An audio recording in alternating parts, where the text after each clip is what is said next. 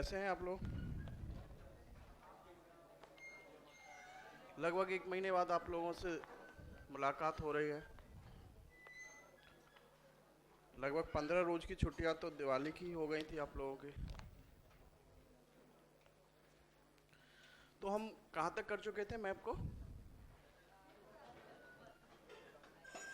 आप लोगों को भी नहीं मालूम कि मैप कहाँ तक हो चुका है। तो आप लोग भूल चुके हैं कि मैप की क्लास भी होती थी, या मैप कहाँ तक हम लोग कर चुके हैं। इसलिए आप भूल चुके हैं क्योंकि आप लोग प्रैक्टिस नहीं कर रहे हैं मैप का। आज मौर्य काल से स्टार्ट होगा। आपके सामने व्हाइट बोर्ड पे जो है मैप भी लगा हुआ है। आप सभी लोग पहले एडजस्ट हो लीजिए।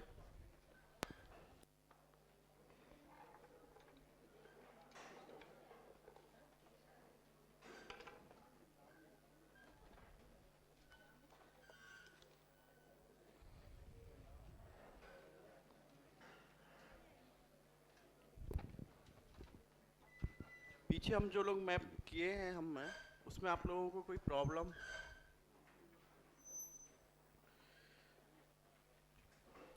आज यदि हम मैप मौर्य काल और मौर्योत्तर काल दोनों की कोशिश करेंगे, दोनों मैपों को देखेंगे, ठीक है ना। और यदि हम मौर्य काल तक का मैप कर लेते हैं तो आपका आधा मैप फिनिश हो जाएगा सिलेबस के अकॉर्डिंग, क्योंकि मैप जो है आपका एंशिएंट वाले पोर्शन का ही है। तो हाफ पार्ट आपका मौर्य काल तक हो जाता है एंशिएंट में, लेकिन आपको जो मैप दिया गया है उसमें आपको मॉडर्न एज तक का भी दिया गया, आप लोगों ने देखा होगा। ठीक है, अभी आप लोगों ने टेस्ट दिया होगा, ठीक है ना। अभी उस टेस्ट को आप लोग भूल जाइए कि उसमें कौन सा मल्टीपल चॉइस क्वेश्चन में कौन सा सही है कौन सा गलत है, ठीक है ना। कल सर उसको आपके साथ डिस्कस करेंगे। 2 क्वेश्चंस भी आप लोगों को सब्जेक्टिव दिया गया होगा, इजी सा क्वेश्चंस था। आज मैप का क्लास था, आप लोगों का सोचा कि आपको अशोक के अभिलेख पढ़ने ही हैं, तो क्यों नहीं उसी पे क्वेश्चन दिया जाए आप लोगों को। सभी ने लिखा होगा, और आई थिंक ये वो क्वेश्चन आपको आंसर बुकलेट में भी करके दिया गया है। आप लोग चूंकि बुकलेट पढ़ते नहीं है तो आप लोगों को मालूम नहीं होता है कि बुकलेट में क्या क्या दिया गया है। देखिए, मौर्य काल के अधिकतर प्लेस वही पूछे जाते हैं जहां से अशोक के या अन्य शासकों के जो है हमको अभिलेख प्राप्त हुए हैं, इंस्क्रिप्शंस। और मौर्य काल आपका शुरू हुआ होगा तो सर ने भी आपको एक मैप दिखाया होगा मौर्य काल की सीमाओं का निर्धारण करते हुए, तो उसमें भी उसके अशोक के अभिलेखों की चर्चा उधर आई होगी आप लोगों के। आई थी या नहीं आई थी? दिखाया था ना सर ने, एक मैप दिखाया होगा, और आपके पास भी ये है। और लास्ट ईयर्स में जो क्वेश्चंस पूछे गए हैं अभिलेखों से, तो आप देख पाएंगे कि वो आप कवर कर ले रहे हैं। अभिलेखों के विषय में सर ने आपको बताया होगा कि मौर्य काल के अध्ययन के एक महत्वपूर्ण स्रोत जो होता है कि उस काल के इंस्क्रिप्शन यानी अभिलेख है। उसमें भी हम लोग 3 पार्ट्स में करके पढ़े होंगे आप लोगों ने, अशोक के पूर्व के अभिलेख, अशोक कालीन अभिलेख और अशोक के पश्चात के अभिलेख। अशोक से पूर्व का कौन सा अभिलेख था? सहगौरा और महास्थानागढ़, वो आपका चंद्रगुप्त मौर्य के काल के हैं। ठीक, अशोक काल के तो बहुत सारे अभिलेख मिले हैं। 14 बृहत शिलालेख हैं आपका, 7 स्तंभ लेख हैं, और लघु शिलालेख तो बहुत सारे हैं उसके। उसके पश्चात कौन से हैं?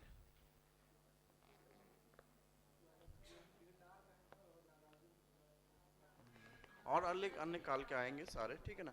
अभी आप पढ़ेंगे सातवाहन काल का पढ़ेंगे, गौतमीपुत्र सातकर्णी का पढ़ेंगे, नासिक अभिलेख था, रुद्रदामन का जूनागढ़ अभिलेख पढ़ेंगे आप लोग। तो बहुत सारे अभिलेख इसमें आएंगे। एक आपसे इस बार क्वेश्चन उन्होंने पूछ लिया था, यूपीएससी ने पूछा था, यहाँ पे एक अभिलेख पूछ लिया था आपसे। आप लोगों ने मैप यदि क्वेश्चन देखा होगा, यूपीएससी 2018 का मेंस का क्वेश्चन देखा होगा, तो उन्होंने यहाँ पे एक अभिलेख पूछ लिया था, ठीक है ना। तो वो आपको करके दिया गया है। आपका जिन लोगों के पास नहीं होगा क्वेश्चंस पेपर इस साल का, तो वो ऑफिस से ले सकते हैं, ठीक है ना। तो अभी स्टार्ट करते हैं हम। हमारा तरीका क्या है, आप लोग सभी लोग, कोई ऐसा तो नहीं है इसमें कि जो जिसका ये फर्स्ट क्लास हो? आप लोगों का फर्स्ट क्लास है, ओके, ठीक है ना। अभी हो सकता है कि आप लोगों को थोड़ा समझने में प्रॉब्लम होगा, ठीक है ना। अभी आप एंजॉय कीजिए कि कैसे होता है, ठीक है ना। जब आप शुरू से होंगे, एडमिशन कब लिया आप लोगों ने? 2 दिन पहले एडमिशन लिया है, क्योंकि आपने मौर्य काल से एडमिशन लिया है और मैप हमारा जो होता है कि स्टोन एज से ही स्टार्ट हो जाता है, तो उसके जो बेसिक्स हैं, जो कुछ करने होते हैं, वो मैं पहले बता चुका हूँ। आप लोगों के लिए क्लास के बाद आप लोग रुक जाएंगे तो मैं आपको ब्रीफ में जो कैसे आपको समझ सकते हैं तो मैं उसको आपको डील कर दूंगा उसको, ठीक है। तो अभी आप लोग जो है समझने में आपको प्रॉब्लम हो सकता है। मैप का बुकलेट आपके पास है, जो नए स्टूडेंट्स हैं सबके पास, ठीक है ना।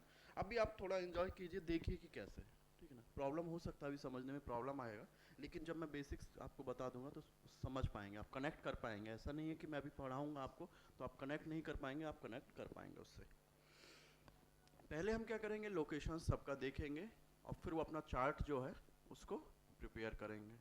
चार्ट को मैं पूरा प्रिपेयर नहीं कराऊंगा, आप जानते ही उसको, क्योंकि आपको वो पूरा प्रिपेयर करना है। उसके पीछे रीज़न ये है, कम से कम आप एक बार चार्ट प्रिपेयर करेंगे तो आप जानकारी तो करेंगे, अपने खुद से तो एक बार देखेंगे, क्योंकि आप लोग घर पे जाने के बाद बहुत सारी व्यस्तताएं आप लोगों के साथ होती हैं, ठीक है ना। सर संडे को भी क्लास रख देते हैं, संडे भी आपको लोगों के लिए नहीं मिलता है छुट्टी का दिन, ठीक है ना। तो इसलिए जो होता है कि आप करेंगे। हम स्टार्ट करते हैं। मैप का तरीका है कि हम नॉर्थ से साउथ की तरफ बढ़ते हैं और पहले जो होता है कि अफ़गानिस्तान पाकिस्तान को देखते हुए तब आपके इंडिया में हम करते हैं, प्रवेश करते हैं। तो पहला आप लोगों का दिया गया है, पहले लोकेशन पे आप देखिए, इसमें जो दिए गए हैं अधिकतर सारे जो प्लेसेस हैं, 1-2 प्लेसेस को छोड़ के आपका, जैसे कि 15 नंबर पे बराबर है हुआ आपका, 17 नंबर पे चंद्रकेतुगढ़ हुआ, 18 नंबर पे आपका ताम्रलिप्ति हुआ। इनको यदि हम छोड़ देते हैं, 3 प्लेसेस को छोड़ देते हैं इसमें, तो ये सारे जो होता है कि और जितने भी प्लेसेस हैं वहाँ से हमको अभिलेख के साक्ष्य मिले हैं। और इसमें भी जो है हम दो स्थान, जैसा कि आप लोगों ने बताया, चंद्रगुप्त मौर्य का 16 नंबर पे आपको दिया गया है सहगोरा और 19 नंबर पे आपको दिया गया है महास्थानागढ़। इन दोनों स्थानों को हम छोड़ देते हैं तो और जितने भी प्लेसेस इसमें दिए गए हैं वो सभी आपके अशोक के अभिलेख हैं, इंस्क्रिप्शंस हैं उसके, एडिक्ट्स हैं उसके, ठीक है। देखिए महास्थान, इंग्लिश में उसको महास्थानागढ़ बोलता है, ठीक है ना। महास्थानगढ़ भी लिख देते हैं, कई बार क्या होता है प्रोनाउंसिएशन में, कई कुछ जो है किताबों में महास्थानागढ़ मिलता है, महास्थानगढ़ मिलता है, तो उससे कोई दिक्कत, इतना प्रॉब्लम नहीं होगा। हाँ नहीं, हाँ 11 नंबर जो होता है कि ये यहाँ पे नेपाल से आप देखेंगे पश्चिमी चंपारण की जो सीमा है, बिहार का जो राज्य है उसकी नेपाल से लगती हुई सीमा। हाँ हाँ पूरा क्षेत्र, अभी उसकी भी चर्चा करेंगे, वहाँ पे आएंगे ना, ठीक है। तो पहले हमको देखते हैं कि 3 अभिलेख जो है, और ये दूसरे नंबर पे बामियान है। यहाँ से जो होता है कि अभिलेख नहीं प्राप्त हुआ है, यहाँ से एक बुद्ध की मूर्ति थी और ये काफ़ी चर्चा में रहा था। जो तालिबानी थे उन्होंने उस मूर्ति को तोड़ दिया था, ठीक है ना। और ये आपको मालूम होना चाहिए कि कल्चरल कैपिटल भी थी, सार्क की कल्चरल कैपिटल भी इसको घोषित किया गया था आज से 2 से 3 साल पहले, कल्चरल कैपिटल बामियान को, ठीक है। तो पहला स्थान हमारा है आपका लंपाक भी बोलते हैं और इसको लमघान भी बोलते हैं, यहाँ से हमको अशोक का अभिलेख मिला है। दूसरा है आपका बामियान, बामियान, और यहीं पे आप देखेंगे काबुल, काबुल की जो लोकेशन है वो भी आपका बामियान के पास में है। और थर्ड वन आपका है कंधार, कंधार से कौन सा अभिलेख मिला है? द्विभाषी अभिलेख, 2 भाषाओं में लिखा गया अभिलेख है, ठीक है ना। है कंधार है, वो गांधार नहीं, गांधार आपका जो होता है कि आपका वो पाकिस्तान में आएगा, ये कंधार है, ठीक है ना। कोई उसको कांधार भी बोलते हैं, कंधार भी, ठीक है।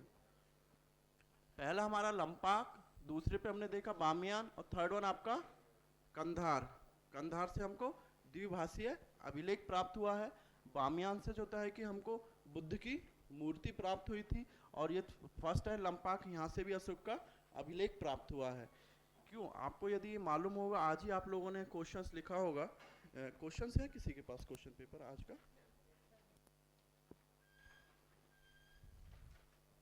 Thank you. हाँ, अशोक के अभिलेखों के आधार पर मौर्य साम्राज्य के विस्तार की रूपरेखा बताइए। अशोक के अभिलेखों के आधार पर आपको मौर्य साम्राज्य के विस्तार की रूपरेखा बतानी थी, तो आपको पता होगा कि अशोक के अभिलेख किन किन क्षेत्रों में हैं। जिन जिन क्षेत्रों में अशोक के अभिलेख है, तो इसका तात्पर्य है कि वो मौर्य साम्राज्य के अंतर्गत था। तो आप बताएंगे कि अशोक के अभिलेख जो है कि हमको अफगानिस्तान में लंपाक से प्राप्त हुआ है, कांधार से प्राप्त हुआ है, ठीक है। चूंकि और उसके जो अभिलेख हैं उनमें आपको जो पश्चिम एशिया के जो पड़ोसी देश हैं उनकी भी चर्चा की गई है, ठीक है ना। इसी के माध्यम से आप पढ़े होंगे अशोक की मौर्य शासकों की विदेश नीति। नहीं पढ़े होंगे तो आप पढ़ेंगे आगे। अभी मौर्य आपका कंप्लीट हो गया क्या? नहीं, तो बुकलेट में तो दिया गया है कि मौर्य शासकों की विदेश नीति, ठीक है ना। तो उसका भी जब आप आंसर्स लिखेंगे, अभिलेख है उसमें क्या क्या कहा गया है उसी से आपको लिखना पड़ेगा। एविडेंस के रूप में, साक्ष्यों के आधार पे आप जब चर्चा करेंगे तो पता चलेगा पश्चिम एशिया के प्रति क्या नीति थी उसकी। आप ताम्रलिप्ति बंदरगाह के माध्यम से बताएंगे, जब उसने संघमित्र और अपने बेटे को जो भेजा था, पुत्री संघमित्र और बेटे को जो भेजा था, श्रीलंका भेजा था, तो इन सबसे उसकी विदेश नीति के बारे में पता चलेगा। चोल चेर पांडे की चर्चा उसके जो होता है कि अभिलेखों में मिलती है, तो दक्षिण भारत के शासकों के प्रति उसकी क्या नीति रहो। तो ये सारी चीज़ें जो होता है कि आप पढ़ेंगे, मैप के थ्रू पढ़ेंगे। और अभिलेखों की, चूंकि मैप में आप अभिलेखों की चर्चा पढ़ेंगे, अभिलेखों के साथ उसमें डिस्क्रिप्शन में किसकी चर्चा किस रूप में मिलती है आप डिस्क्रिप्शन पढ़ेंगे, तो उसी डिस्क्रिप्शन से आपको फैक्ट्स प्राप्त होंगे, तथ्य प्राप्त होंगे आपको, और साक्ष्य के रूप में आप लिख पाएंगे, ठीक है ना। आंसर्स मैप का आपको फ़ायदा यहाँ पे आप जब लिखते हैं, क्वेश्चन का आंसर लिखते हैं, उसमें भी आप लोगों को मिलता है। मैं हर क्लास में इसको आपको बताता हूँ, ठीक है। तो आपने यदि क्वेश्चंस लिखा होगा अशोक के अभिलेखों के आधार पे जो है मौर्य साम्राज्य के विस्तार की रूपरेखा को प्रस्तुत कीजिए, तो उसमें आपको बताना होगा कि जो है कि अशोक का साम्राज्य या मौर्य साम्राज्य है पश्चिम एशिया में जो है कि आपको अफगानिस्तान से लेकर पूर्व में जो है कि हमको बांग्लादेश से लेकर दक्षिण में गोदावरी नदी तक, अभी दक्षिण वाले इसमें दिए नहीं है, दूसरा पार्ट है उसमें अशोक के अभिलेख हैं, तो गोदावरी नदी तक का हमको वहाँ से प्राप्त होता है। एक बृहद साम्राज्य में था, और बताना था कि कैसे कैसे ये है, ठीक है। हाँ,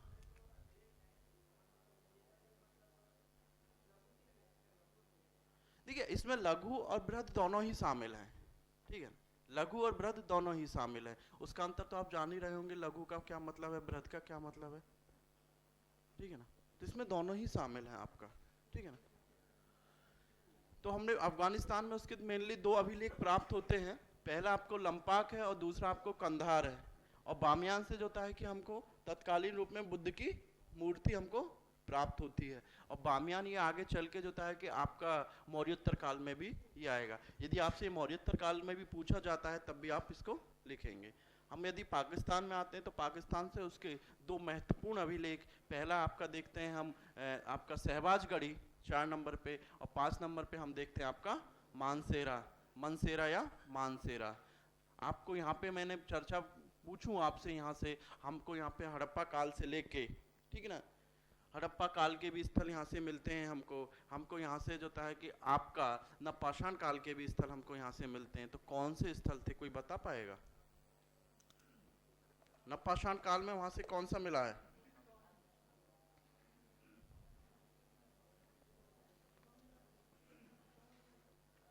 कहाँ पे? सोहन घाटी 4 नंबर की बात कर रहा हूं मैं। पुरापाषाण में कौन सा मिला है? चलो पुरापाषाण का, पुरापाषाण काल में कौन सा स्थल मिला है इसी के आसपास जहां 4 नंबर है? सोहन घाटी, संघाव के, ठीक है ना। आप लोग रिवीजन नहीं कर रहे हैं। आप कहेंगे कि सर मैप हमको समझ में आ रहा, मैप को मैं नहीं कर पा रहा हूँ। जब तक आप जो मैंने चार्ट बनाया, आप ईमानदारी से बताना कितने लोगों ने वो चार्ट प्रिपेयर किया हुआ है अपने हाथों से, और बाद बाकी के लोगों ने क्यों नहीं किया? ऐसा क्यों? यदि आज का काम आप कल पे डालेंगे तो वो बर्डन बनता आपका जाएगा, ठीक है ना। आप कहेंगे कि सर मैप आपने पढ़ाया लेकिन मैं नहीं कर पाया। मैप में आप मेरे से ज़्यादा आपकी इन्वॉल्वमेंट बहुत ज़रूरी है। मैंने आपको एक तरीका बता दिया, उस तरीके को आपको फॉलो करना होगा और अपना जो होता है कि वो प्रिपेयर करना होगा। यदि आप प्रिपेयर किए हुए रहते, आपको पता होता कि पाकिस्तान से प्रापाषाण काल में कितने स्थल मिले हैं। 2 स्थलों की चर्चा हमने पाकिस्तान में प्रापाषाण काल से की, ठीक है ना, सोहन घाटी और संघाव केव। 2 ही स्थलों की चर्चा हमने सोहन घाटी और संघाव केव से प्रापाषाण में काल में की। आपको पता होना चाहिए जब प्रापाषाण काल में 2 ही स्थल हैं, एक सोहन घाटी और एक संघाव केव है, तो दोनों में से कोई एक होगा। आप लोगों से यहाँ से पता तो था कि 2 स्थल हैं, संघाव केव और सोहन घाटी, लेकिन उसमें कंफ्यूज हुए। यहाँ से पास में ही आपको इधर लोकेशन उसकी ये है, वहाँ पे संघाव केव है और सोहन घाटी आपका इधर मिला था जो तक्षशिला के पास में है। 5 नंबर पे हम देख रहे हैं मनसेरा।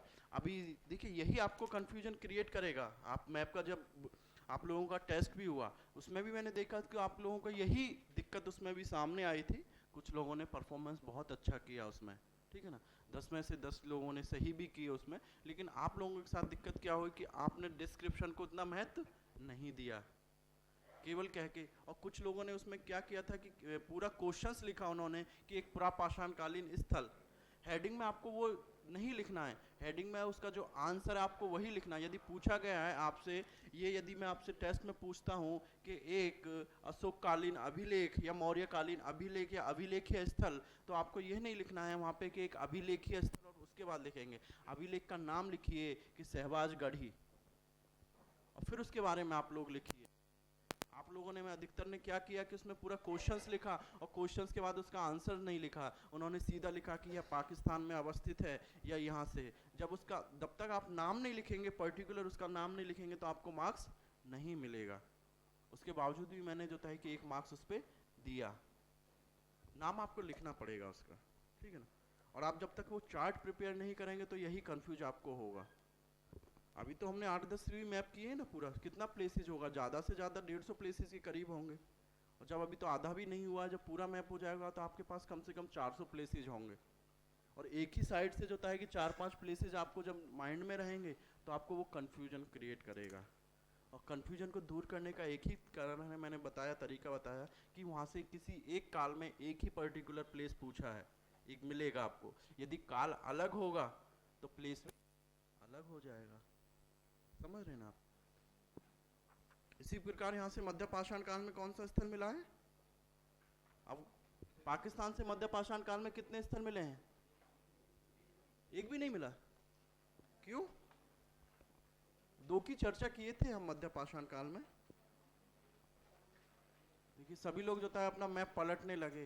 बिल्कुल आपको अपने पे कॉन्फिडेंस ही नहीं, एक भी नहीं मिला था, ना अफगानिस्तान से मिला था ना मध्य पाषाण काल से मिला था, ठीक है ना। आपको वो याद नहीं किया, आप उसको ना बार बार उसको रिवाइज करना पड़ेगा, आप उसको रिवाइज कीजिए। हड़प्पा काल में कौन सा स्थल मिला था? यहाँ पे नंबर पे हमने लिखा हुआ है सराय खोला, तो आपको यहाँ से मिला था। सोहन घाटी वाले हो, वो भी नवपाषाण काल में था आपका।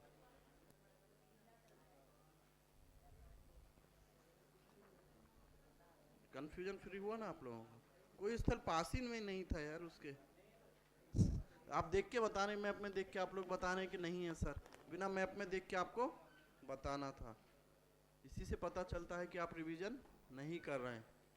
रिवीजन नहीं करेंगे, नहीं मैप को डेली देखेंगे। मैंने बताया ना कि आप लोग हनुमान चालीसा पढ़ते होंगे, हनुमान चालीसा की तरह ही जो है 5 मिनट हनुमान चालीसा में देते हैं, उसी तरह 5 मिनट अपना एक काल के जो है कि डेली एक मैप देखा कीजिए, ठीक है ना। आप खाना खाते हुए भी अपना मैप देख सकते हैं, चाय पीते हुए, केवल मैप सामने रखा है तो खाना खा रहे हैं तो उस पर आप कॉन्सेंट्रेट कीजिए, ठीक है ना। खाने के साथ साथ आप देख सकते हैं कि मैप में हाँ लोकेशन यहाँ पे ये है, तो उससे आप दिमाग को, आप देखें कि जितना मैप आपको करा दिया गया है, आप लोग क्या करना, आज घर पे जाना, कल क्लास है आप लोगों का, है ना, 8:30 बजे से सर का क्लास होगा, ठीक है। मैप में जाना, आज लोग जो आज का करा दिया गया है वो तो आपको पूरा अच्छे से करना है, और साथ में जो पीछे का कराया गया है, तरीका ये होना चाहिए आप लोगों को पढ़ने का कि आप पहले सेगमेंट वाइज आप कीजिए आप लोग, कि अफगानिस्तान में देखिए कि अफगानिस्तान में प्रापाषाण काल से लेके मौर्य काल तक के कौन कौन से प्लेसेस आप लोगों को प्राप्त हुए हैं और कहाँ पे हैं, उनको खुद आप लोकेट कीजिए, मार्क कीजिए। मैंने पहली क्लास में बताया था कि आप लोग क्या कीजिए, प्लेन मैप लीजिए। प्लेन मैप आपके बुकलेट के पीछे एक प्लेन मैप दिया गया है, उसका कारण यही था, और मैंने कहा था कि आप लोग उसका कम से कम 20 से 25 जीरोक्स करा के रखिए और अपना पेंसिल लीजिए और पेंसिल से मार्क कीजिए कौन सा स्थल अफगानिस्तान में अभी तक जितना पढ़ा दिया गया, तो अफगानिस्तान से कौन कौन से स्थल प्राप्त हुए हैं, पाकिस्तान से कौन कौन से स्थल प्राप्त हुए हैं, जम्मू कश्मीर से कौन से स्थल प्राप्त हुए हैं, पंजाब से कौन से स्थल प्राप्त हुए हैं, हिमाचल से कौन से स्थल प्राप्त हुए हैं। तो ऐसे आप क्रोनोलॉजी में नीचे तक बढ़ते जाइए। आप एक बार रिवीजन कर लेंगे, अपना खुद का एक मैप, तो आप कभी नहीं भूलेंगे उस चीज को। ठीक है, तो पहला हमने देखा आपका सहवाजगढ़ी, और 5वें नंबर पे, चौथे नंबर पे सहवाजगढ़ी और 5वें नंबर पे मनसेरा। ठीक है, ये आपका था अफगानिस्तान और पाकिस्तान में हमने मैप देखे इसका। इससे पहले जो था है कि आपको याद है या नहीं है, हम चर्चा किए थे कश्मीर के जो है श्रीनगर के पास, आप लोगों ने भी पढ़ा होगा, बुकलेट में भी दिया गया होगा। कुछ लोग मानते हैं कि श्रीनगर की शहर की स्थापना करने का श्रेय अशोक को दिया जाता है। ठीक है ना, तो कई बार क्या होता है कि, और पूछा भी गया है आपको, आज से जो है 20-25 साल पहले पूछा था यूपीएससी ने। ठीक है ना, श्रीनगर को लोकेट कर दिया। उस समय तो पूछते थे ना आपसे कि श्रीनगर, तो आपको पहले क्या था कि पहले लोकेट करना होता था मैप। जो अभी आपको लोकेट करके ये मिला हुआ है, प्लॉटेड करके मिला हुआ, आपको प्लॉट करना था, उन्होंने पूछा हुआ था श्रीनगर। ठीक है ना, तो आप चाहें अपनी सेफ्टी के लिए, श्रीनगर आपका इधर पड़ता है यहाँ पे, तो श्रीनगर को आप अपना चाहें तो लोकेट कर सकते हैं। वो भी एक मौर्यकालीन स्थल है, ऐसा माना जाता है कि उसकी स्थापना अशोक के द्वारा की गई थी। लेकिन जो है कि अभी भी इसमें विवाद है, कुछ इतिहासकार मानते हैं, कुछ नहीं मानते हैं। ठीक, हमने देखा कि इसके पश्चात हम आते हैं अपना कलसी, उत्तराखंड में हम आते हैं कलसी पे।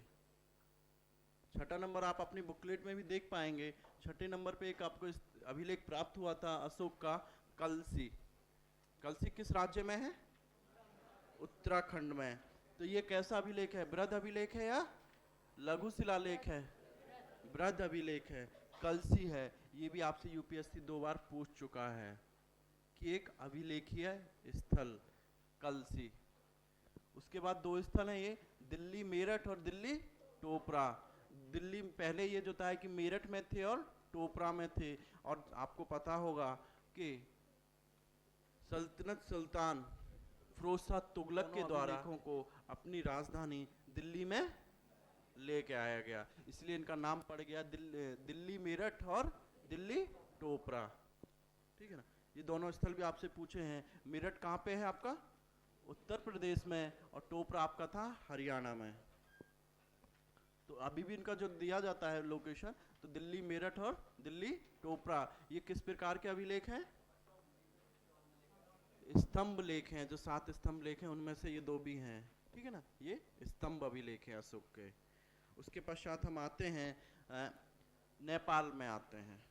नेपाल में आपको 2 की चर्चा की गई है, पहला निगाली सागर और दूसरा रुमनदेई। और इससे पहले भी हम जब बुद्ध काल कर रहे थे, आपसे एक जो है कि महात्मा बुद्ध का जन्म स्थल भी था, लुम्बिनी था।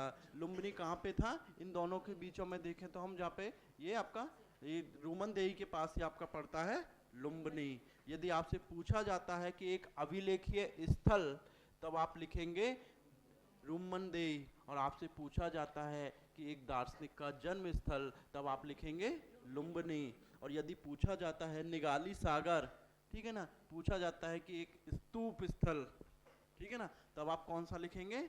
निगाली सागर। और रुमनदेई से भी जो है कि आपको स्तूप के साक्ष्य प्राप्त होते हैं, अभिलेख के अतिरिक्त यहाँ से स्तूप के भी साक्ष्य प्राप्त होते हैं। आप अपने डिस्क्रिप्शन में देख सकते हैं, डिस्क्रिप्शन में लिखा होगा।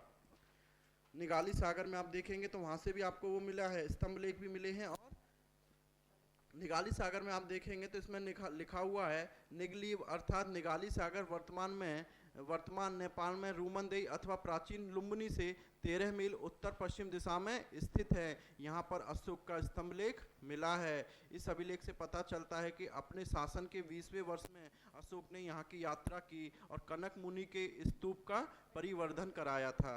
निगाली सागर स्तंभ लेख की चर्चा वेनसांग ने भी की है।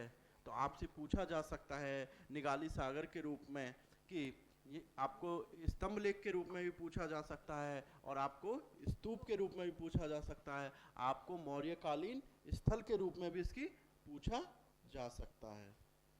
ठीक है ना, तो तीनों रूप में आपको इसको याद रखना है। इसी हिसाब से आप रूमंदेई का देखेंगे तो रूमंदेई में भी लिखा हुआ है यह स्थल वर्तमान में नेपाल में स्थित है। बौद्ध अनुश्रुति के अनुसार यहीं पे महात्मा बुद्ध का जन्म हुआ था। रूमंदेई कहाँ पे? आपका लुम्बिनी में ही। उत्खनन से यहाँ पर अशोक के अभिलेख भी पाए गए हैं, जिससे पता चलता है कि अपने शासन के 20वें वर्ष में उसने यहाँ की यात्रा की थी और कर को घटाकर 1/8 कर दिया था। चीनी यात्री वेनसांग ने भी अपनी यात्रा विवरण में लुम्बिनी का जिक्र किया है तथा वहाँ पर स्थापित अशोक स्तंभ, साल वृक्ष और स्तूप का उल्लेख किया है। ठीक है ना, अशोक ने जो था अपने शासनकाल के 20वें वर्ष में जो है कि नेपाल की यात्रा की थी। जब अशोक निगाली सागर तक पहुंचे तो 13 मील दूरी था वहां से, तो वो सोचा कि हाथ लगे हम यहाँ तक भी हो जाते हैं। ठीक है ना, और कई बार पीटी में आपसे पूछा गया है, यूपीएससी ने बहुत पहले पूछा था और पीसीएस में तो अक्सर पूछ लिया जाता है कि कहाँ पे जो होता है कि अशोक ने अपने शासन के कौन से वर्ष में जो है कि निगाली सागर या रूमंदेई की यात्रा की और कहाँ की यात्रा के दौरान अशोक ने कनक मुनि के स्तूप का परिवर्धन कराया या उसके जो है कि जीर्णोद्धार कराया और किस स्थान की यात्रा के दौरान अशोक ने अपनी कर की दर को 1/8 कर दिया था या कर की दर घटा दी थी। तो इससे आपको जो है कि जो पीसीएस वगैरह में जो क्वेश्चंस पूछे जाते हैं उसके फैक्ट्स भी यहाँ से पता चलते हैं आप लोगों को। ठीक है ना, पूछते हैं ना आपके कि इस बार पूछा था यूपीएससी में कि कौन कौन से स्थल जो था हड़प्पा काल से हैं, मैप के माध्यम से आपने किया था। पूछा था कि कौन सा मध्य पाषाण काल में जो है कि कहाँ से पशुपालन के साक्ष्य मिलते हैं। इसी तरह से भी क्वेश्चंस आपको आते हैं। दिल्ली मेरठ, दिल्ली टोपरा की चर्चा की हम। ठीक है, इसके बाद हम आते हैं इसी क्रम में 11 नंबर। 11 नंबर पे आपको दिया गया है रामपुरवा। ठीक है ना, रामपुरवा भी किसी ने कहा भी कि रूमंदेई की रामपुरवा के लिए भी कहा था कि रामपुरवा जो है ये देखिए आप देखेंगे उसकी चर्चा आप करेंगे देखेंगे तो पश्चिमी चंपारण जो सीमा है, चंपारण 2 भागों में बटा हुआ है और चंपारण, पश्चिमी चंपारण और पूर्वी चंपारण। पश्चिमी चंपारण से सीमा जो होता है कि आपकी नेपाल से भी लगती है और जो अभिलेख अभी भी स्थित है। ठीक है ना, आपको और चर्चा हम करेंगे आपका लौरिया नंदनगढ़ और लौरिया अरेराज वाली भी चर्चा करेंगे।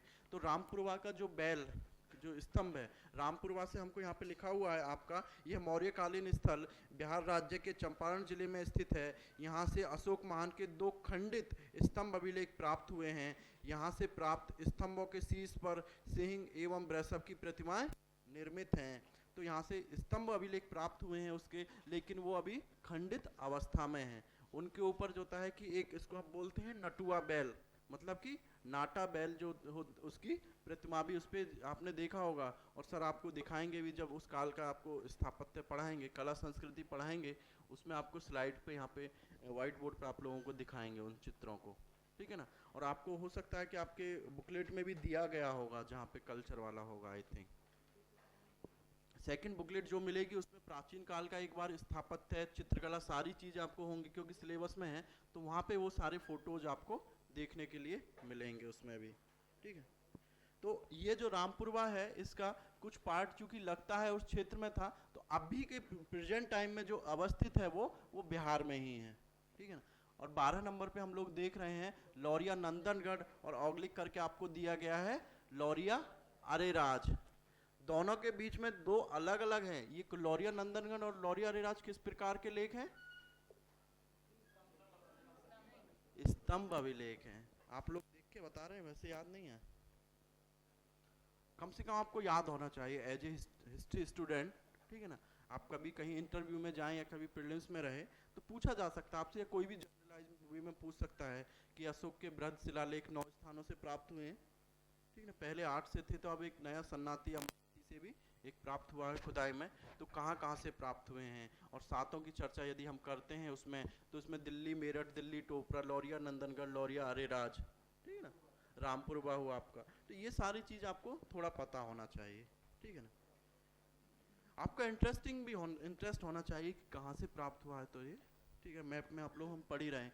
तो लौरिया नंदनगढ़ और लौरिया अरेराज जो होता है कि आपके ये लिखा हुआ होगा इसमें, लौरिया नंदनगढ़ बिहार के पश्चिमी चंपारण जिले में स्थित, यहाँ से अशोक का एक स्तंभ मिला है जिसके शीर्ष पर एक शेर शाही अंदाज में बैठा है, ठीक है ना। लौरिया नंदनगढ़ और लौरिया दोनों के बीच में जो डिफरेंस है, जो दोनों स्तंभ अभिलेख वहाँ से प्राप्त हुए हैं, तो वो 4 से 5 किलोमीटर का दोनों के बीच में अंतर है। और मैप में जो था 4 से 5 किलोमीटर का दोनों के बीच में अंतर दिखा पाना बहुत मुश्किल था, तो इसलिए आपको ये दिया गया है। क्योंकि मैं यहाँ पे गया था, देख के आया मैं दोनों को, इनको अभिलेखों को, ठीक है ना। जब मैं बीपीएससी के प्रीलिम्स का एग्ज़ाम देने गया था तो वहीं पे उधर ही पास में मेरा सेंटर था, हैं, ठीक है ना। तो अब तो ये उसमें है, लेकिन उसके जो प्रेजेंट टाइम की जो जगह भी थे वहाँ पे, तो वहाँ पे भी अवस्थित है, वहाँ पे भी लोग बताते हैं कि यहीं पे थे लोग, ठीक है ना। और अब तो उसमें भी म्यूजियम में भी रखा हुआ है। जो आप कभी पटना जाएं तो पटना का जो बिहार सरकार का म्यूजियम है उसमें आप ज़रूर जाएं, जो लोग हों, ठीक है ना। बहुत चीज़ें आपको मिलेंगी वहाँ पे प्राचीन काल की जो है, और बहुत अच्छा है, उसमें आप कभी जाएँ, घूम के आएँ। म्यूजियम है पटना का, ठीक है ना। उसमें टिकट लगता है, आई थी, हाँ टिकट लगता है। और टाइमिंग होता है उसका कुछ 10 से 5 बजे तक ही वो रहता है, खुला रहता है। बहुत अच्छा बनाया है। एज ए हिस्ट्री स्टूडेंट आपको देख के आना चाहिए। जितना भी था ना, ये रामपुरवा के बैल वगैरह की जो हमने चर्चा की है, अभी भी जो है उसमें रखा हुआ है, अशोक की प्रतिमा वगैरह। क्या अब एग्जैक्ट नहीं मालूम मेरे को चार्ज कितना था उसका, ठीक है ना। हाँ, शायद जो था कि 50-60 रुपये होगा, 100 रुपये के अंदर था, ठीक है ना। ठीक है, ठीक है। लौरिया नंदनगढ़, लौरिया अरेराज। इसके बाद हम देखते हैं 15 नंबर पे। 12 नंबर के बाद हम अभी 13, 14, 16 की चर्चा अभी बाद में करेंगे क्योंकि क्रोनोलॉजी में चल रहे हैं आगे। 11 नंबर पे हमने देखा आपका रामपुरवा, 12 नंबर पे लौरिया नंदनगढ़ और लौरिया अरेराज, 15 नंबर पे हमने देखा है बराबर। बराबर किस लिए फेमस है? गुफाओं का निर्माण के लिए, आजीविकों के लिए जो है कि गुफा निर्माण किया गया। बराबर की पहाड़ियां हैं, उन पे जो है कि यह पहली रूप में जो है पहली बार हमको गुफा जो होता है स्थापत्य के साक्ष्य मिले हैं।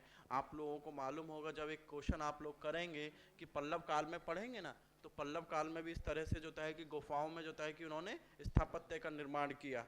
तो उसमें एक लाइन सर बताते हैं लिखाते भी, और आपको उसको आपसे पूछेंगे भी, तो उसमें एक लाइन आती है स्थापत्य में, तो पल्लव कालीन गुहा चित्रकला ने मौर्य कालीन में जिस गुहा स्थापत्य कला की हुई थी, उसको पल्लव काल में और विकसित अवस्था में वो देखने को मिलती है, ठीक है ना। आप इन फैक्ट्सों को याद रखेंगे, क्रोनोलॉजी में याद रखेंगे, ठीक है ना। आगे स्थापत्य पढ़ेंगे तो उसमें काम आएगा। ये है आपका बराबर की गुफाएं। इसके बाद हम 17 नंबर पे देखें तो ये आता है आपका चंद्रकेतुगढ़, लेकिन ये कहाँ पे आपका वेस्ट बंगाल में। वेस्ट बंगाल में ये उस समय एक प्रशासनिक इकाई थी, और यहाँ से जो है कि अपने टेराकोटाज के लिए फेमस है। और 18 नंबर पे हमने देखा ताम्र लिप्ति, ये उस काल का बंदरगाह था। और 19 नंबर पे हमने देखा आपका महास्थानागढ़, जो वर्तमान में बांग्लादेश में है। यहाँ से जो है कि चंद्रगुप्त मौर्य के काल का अभिलेख है, ठीक है ना। अब 13 इसमें बच जाता है हमारा 13, 14 और 16 नंबर, ये आपका यूपी में आ जाते हैं, उत्तर प्रदेश में। हमने चर्चा की अफगानिस्तान, पाकिस्तान, उसके बाद उत्तराखंड, उत्तराखंड के बाद दिल्ली, हरियाणा, उसके बाद नेपाल आए, नेपाल के बाद बिहार, और बिहार के बाद हमने वेस्ट बंगाल, और वेस्ट बंगाल के बाद बांग्लादेश। और अब हम आएंगे अपना उत्तर प्रदेश में। उत्तर प्रदेश में 3 स्थल आप देखेंगे। 13 नंबर पे आपका सारनाथ होगा, 14 नंबर पे अहरौरा या अहरार, और 16 नंबर पे आपका सहगोरा। 13 नंबर पे आपका सारनाथ। पहले हम सारनाथ चर्चा भी कर चुके हैं। सारनाथ किस महाजनपद की राजधानी थी?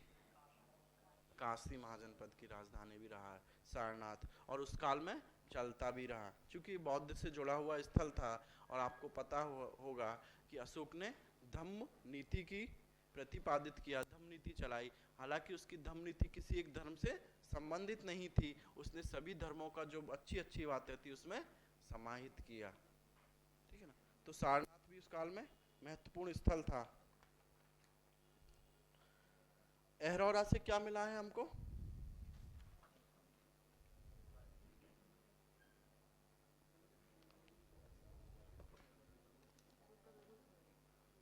अहरौरा, अहरौरा आपको लिखा हुआ है, यह उत्तर प्रदेश के मिर्जापुर जिले में है। ठीक है ना। और मिर्जापुर जो होता है कि इलाहाबाद के पास पड़ता है आपका, ये मिर्जापुर यहाँ से अशोक का एक लघु शिलालेख इधर से प्राप्त हुआ है। और ये आपका सहगोरा है। सहगोरा आपका जो होता है कि ये गोरखपुर वाले रीजन में आपको प्राप्त हुआ, लिखा हुआ। ये उत्तर प्रदेश राज्य के गोरखपुर जिले में स्थित है। यहाँ से हमें मौर्यकालीन ताम्र अभिलेख प्राप्त हुआ है, जिसमें अकाल के समय प्रदान की जाने वाली सहायता का वर्णन है। तो यहाँ से जो होता है कि ताम्र पत्र, ठीक है ना, तांबे के जो पत्र थे उस पे लिखा हुआ यहाँ पे अभिलेख हमको प्राप्त हुआ है, तो ताम्र पत्र अभिलेख बोलते हैं यहाँ पे सहगोरा से, मौर्यकालीन। तो इससे आप देखिए, उससे सूचना आपको एक मिल रही है। यदि आपको पूछा जाए कि मौर्यकालीन के में शासकों द्वारा जन कल्याण के लिए क्या क्या कदम उठाए गए, तो उसमें जो इसमें आपको इंफॉर्मेशन दी गई है उसका आप यूज कर सकते हैं। बताएंगे कि सहगोरा से प्राप्त ताम्र अभिलेख से हमको पता चलता है कि मौर्य शासक यदि अकाल की स्थिति आती थी तो उस समय जो होता है कि वो प्रजा की सहायता करते थे। अकाल के समय जो सहायता प्रदान की जाती थी उसका वर्णन हमको सहगोरा अभिलेख में मिलता है। या सीधा आपसे कभी भी प्रीलिम्स में या किसी एग्जाम में पूछा जा सकता है कि अकाल के दौरान सहायता प्रदान करने का उल्लेख किस अभिलेख में मिलता है, तो आपको पता होना चाहिए सहगोरा में। और आपको यह भी पता होना चाहिए, इससे एक और क्या बात पता चलती है कि उस काल में अकाल भी पड़ते थे। आप मॉडर्न इंडिया में आएंगे ना, तो मॉडर्न इंडिया में आपको पढ़ने के लिए मिलेगा कि अकाल, एक फेमाइन, एक अलग से टॉपिक भी है। और उस पे जो होता है कि आपको 2017 में क्वेश्चन भी पूछा है यूपीएससी ने। तो आप जब अकाल पढ़ेंगे तो आपको वहाँ पे चर्चा आती है कि भाई प्राचीन काल में भी अकाल पढ़ते थे, लेकिन जब प्राचीन कालीन अकाल और आधुनिक जो औपनिवेशिक शासन के दौरान जो अकाल पढ़ रहे हैं उसमें अंतर रहेगा। ठीक है। तो इस रूप में हमने ये अभी मैप देखा पहले राउंड में। इसके बाद हम दूसरा मैप भी देख लेते, फिर अपना उस पर हम आगे बढ़ेंगे। जो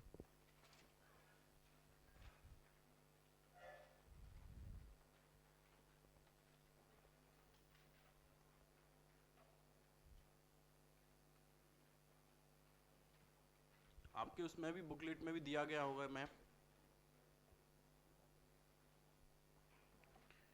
इस मैप में आप आएंगे, इसमें आपको थोड़ा सा कंफ्यूजन क्रिएट होगा।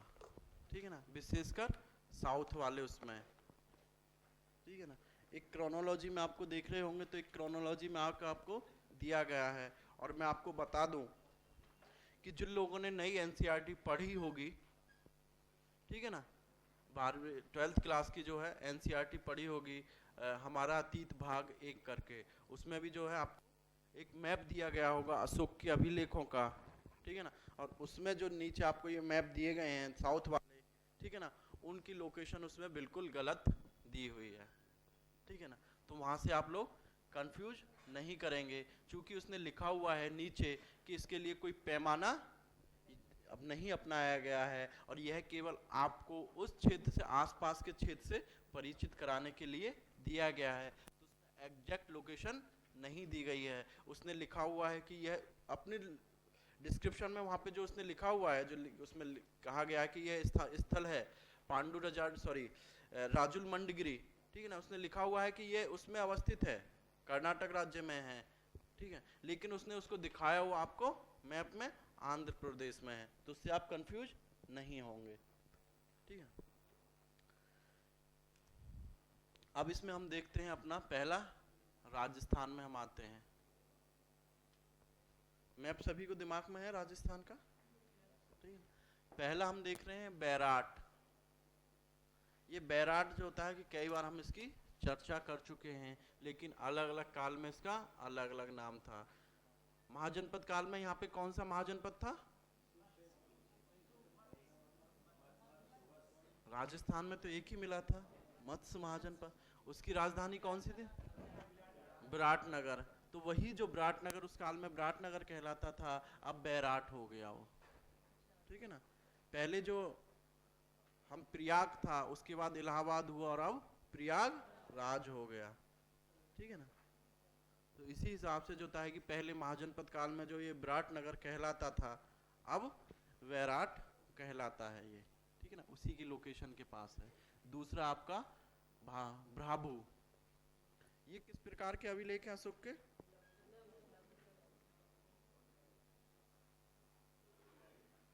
यहाँ से आपको ये दोनों लघु शिलालेख हैं।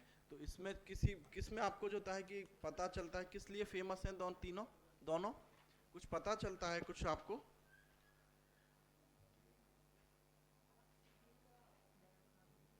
भ्राभू अभिलेख से क्या पता चलता है?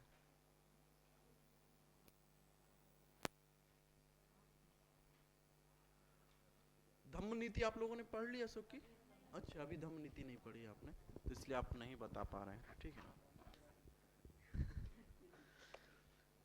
ठीक है, तो उसमें आएगा, उसमें आपको ये भ्राभू अभिलेख की उसमें चर्चा आएगी। तो उसमें आपको जो होता है कि उसने त्रिरत्न में आस्था इसमें प्रकट की है, और यहीं से जो होता है कि आपकी धम्म नीति, और इसी के आधार पे जो है उसके भ्राभू अभिलेख के आधार पे कुछ लोग मानते हैं, कुछ इतिहासकार जब उसकी आलोचना करते हैं धम्म नीति की, तो उसमें बताते हैं कि अशोक ने जो होता है बौद्ध धर्म का चोगा पहन रखा था। ठीक है ना, वो पूरी तरह बौद्ध अनुयायी हो गया था। इसमें जो सूचना मिलती है, जो उसने बौद्ध धर्म के त्रिरत्न है, बुद्धम शरणम गच्छामि, ठीक है ना, तो उसकी चर्चा इसमें मिलती है आपको। ठीक है ना। हालांकि इसमें आपको जो डिस्क्रिप्शन दिया गया है इसमें ये बात नहीं लिखी हुई है। आप जब आपकी बुकलेट जो आपकी होगी उसमें अशोक की धम्म नीति दी गई है, उस पर क्वेश्चन दिया गया, उसमें ये आएगी, आपको चर्चा आएगी। ठीक है। तो पहला आपने देखा बैराट। बैराट से जो होता है कि अशोककालीन लघु शिलालेख भी प्राप्त हुआ है, और भ्राभू से भी अभिलेख प्राप्त हुआ है, लघु शिलालेख प्राप्त हुआ, दोनों ही आपके राजस्थान में है। तीसरा है आपका गुर्जरा। ये किस राज्य में है? मध्य प्रदेश में। यहाँ से किस प्रकार का ये अभिलेख है? ये भी आपका लघु शिलालेख है आपका। अब 4 नंबर पे आप देखेंगे रूपनाथ, और 5 नंबर पे आप देखेंगे बहरहुत। ये तीनों भी आपका किस उसमें है? और 6 नंबर पे हम देख रहे हैं उज्जैन, और 7 नंबर पे सांची। सांची किस लिए फेमस था उस काल में? सांची का जो स्तूप है, माना जाता है कि इसका निर्माण अशोक महान के द्वारा कराया गया था। और छठा आपका क्या है? उज्जैन। उज्जैन क्या था उस समय? प्रशासन पढ़ चुके हैं ना? ये तो आपने बताया महाजन काल में। उज्जैन उस काल में किस लिए फेमस था? मौर्य काल में प्रांत था एक। ठीक है ना। और इसी को जो होता है कि आपको पता हो कि अशोक भी जो होता है कि उज्जैन का जो है प्रांतपति रहा था, उसको उज्जैन करमोली कहा गया है अभिलेखों में। ठीक है ना। और उसको आपको पता होगा कि वो उज्जैन का भी प्रांतपति रहा था, और जब तक्षशिला में विद्रोह की स्थिति हुई थी, तब भी जो होता है कि बिंदुसार ने अशोक को वहाँ के गवर्नर के रूप में भेजा था। ठीक है ना।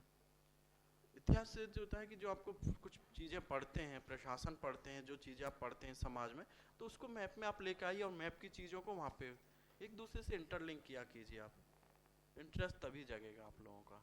आप दोनों को सेपरेट करके पढ़ेंगे तो फिर दिक्कत होगी। ठीक है ना। तो जोड़ा कीजिए। जब आप वहाँ पे चीज मैप में आया आपको कि भ्राभू अभिलेख की चर्चा यदि आई, तो आपके पास एक क्यूरियोसिटी खुद से होनी चाहिए कि है कहाँ ये।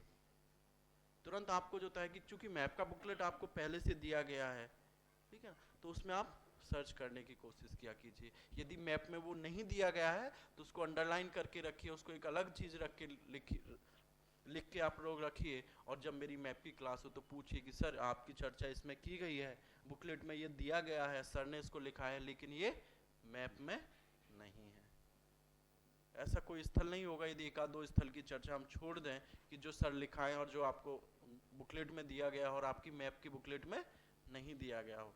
आप लोग आते हैं पूछते हैं कि सर मैं मैप के लिए और क्या पढ़ लूं, मैप के लिए मैं और क्या पढ़ लूं, तो मैं उनसे एक ही जवाब देता हूं कि मेरा बुकलेट जो दिया गया वो कंप्लीट हो गया। बोले कि नहीं सर अभी तो वो स्टार्ट ही नहीं किया है। मैं उनकी पहले उसको स्टार्ट कर लो, उसके बाद जो होता है कि लगे, क्योंकि जब शुरुआत में होता है तो आदमी को लगता है कि हाँ कि मैं ये भी कर लेता हूँ वो भी कर लेता हूँ। शुरुआत में क्या होता है कि जब लोग आदमी को लगता है कि हाँ शरीर को थोड़ा फिट करना है तो जिम ट्रेनर के पास जाता है तो पूछता है कि ये क्या क्या। मैं ऐसा करता हूँ, मैं जिम में भी आऊँगा और मैं अपने खुद से भी कसरत करूँगा, खुद दौड़ने भी जाऊँगा। तो जिम ट्रेनर कहता है उससे कि भाई साहब पहले जिम में आके आपको इतना नहीं मिलेगा, इतने उसी में थक जाएंगे कि आप उसको भूल जाएंगे। तो यही रहता है कि आप पहले मेरा बुकलेट जो दिया गया है इसमें जो प्लॉटिंग दिया गया है पहले उसी को आप कंप्लीट कर लीजिए, ठीक है। और आपके पास तो यदि आपको किसी प्लॉट में कंफ्यूजन है कि प्लॉट ठीक से किया गया है नहीं किया गया है, एग्जैक्ट लोकेशन के लिए आपको जानना है तो गूगल मैप सभी के पास है, सभी के एंड्रॉयड फ़ोन है। मैप का उसमें एक ऑप्शन होता है, उसमें आप डालिए एग्जैक्ट लोकेशन बताता है, फिर देखिए कि वो दिया गया है वहाँ पे या नहीं दिया गया है। आप जब आया करे चीज़ सामने आया करे, कोई स्थान का नाम आया करे तो तुरंत उसको अंडरलाइन किया कीजिए, अपनी मैप की बुकलेट में देखिए। मैप की बुकलेट में नहीं है तो गूगल मैप पे उसको सर्च कीजिए आप तुरंत, मैप आपका ऐसे ही तैयार होगा। अब मैप कभी भी जो होता है कि यूपीएससी डिफिकल्ट नहीं पूछता है, जो चर्चा में रहते हैं जो सब जान पूछ लेगा कि सांची के पास में आपको प्लॉट करके दे देगा, पूछ लेगा कि आपसे कि एक स्तूप स्थल या एक सांस्कृतिक स्थल 7 नंबर पे है ना आपका सांची, ठीक है। तो आपको वहां पे आप कंफ्यूज करेंगे, पता नहीं यार ये कौन सा है। यदि आपसे पूछ लिया 6 नंबर पे हमने चर्चा की उज्जैन की, आपसे पूछ सकता है उज्जैन इससे पहले बताए थे ना अवंती महाजनपद था, अवंती महाजनपद की 2 राजधानियां थी, उत्तरी अवंती की उज्जैनी या उज्जैन कहते थे और दक्षिण अवंती की महिष्मती थी आपकी राजधानी। तो आपसे पूछ सकता है कि और उज्जैन से ही हमको एक महाकाल का मंदिर भी है,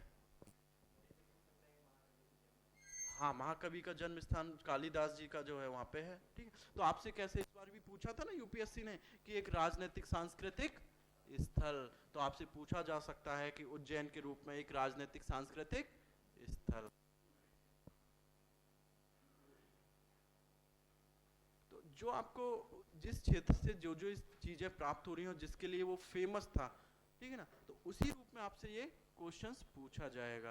अब वहां पे आप कंफ्यूज करेंगे यार कौन सा स्थल होगा ये, यहाँ पे राजनीतिक के रूप में हम पहले महाजनपद में चर्चा कर चुके हैं और आपको अशोक के काल में भी बताया है कि मौर्य काल में अशोक का ये महत्वपूर्ण एक प्रांत था।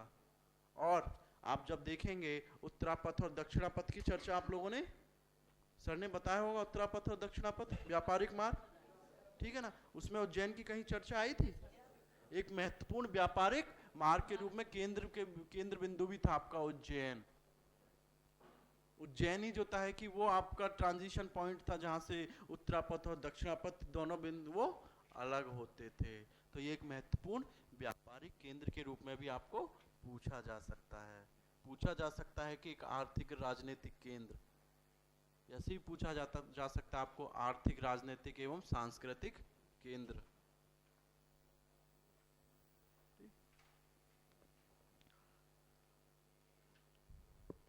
सांची की हम लोग चर्चा किए, ठीक है।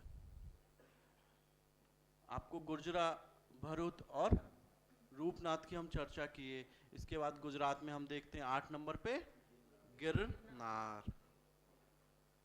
इसको भी हम जो है गिरनार को ही जूनागढ़ अभिलेख भी बोलते हैं। ये किस शासक का है? रुद्र दामन का जूनागढ़ अभिलेख है और यह संस्कृत में लिखा पहला बड़ा अभिलेख है।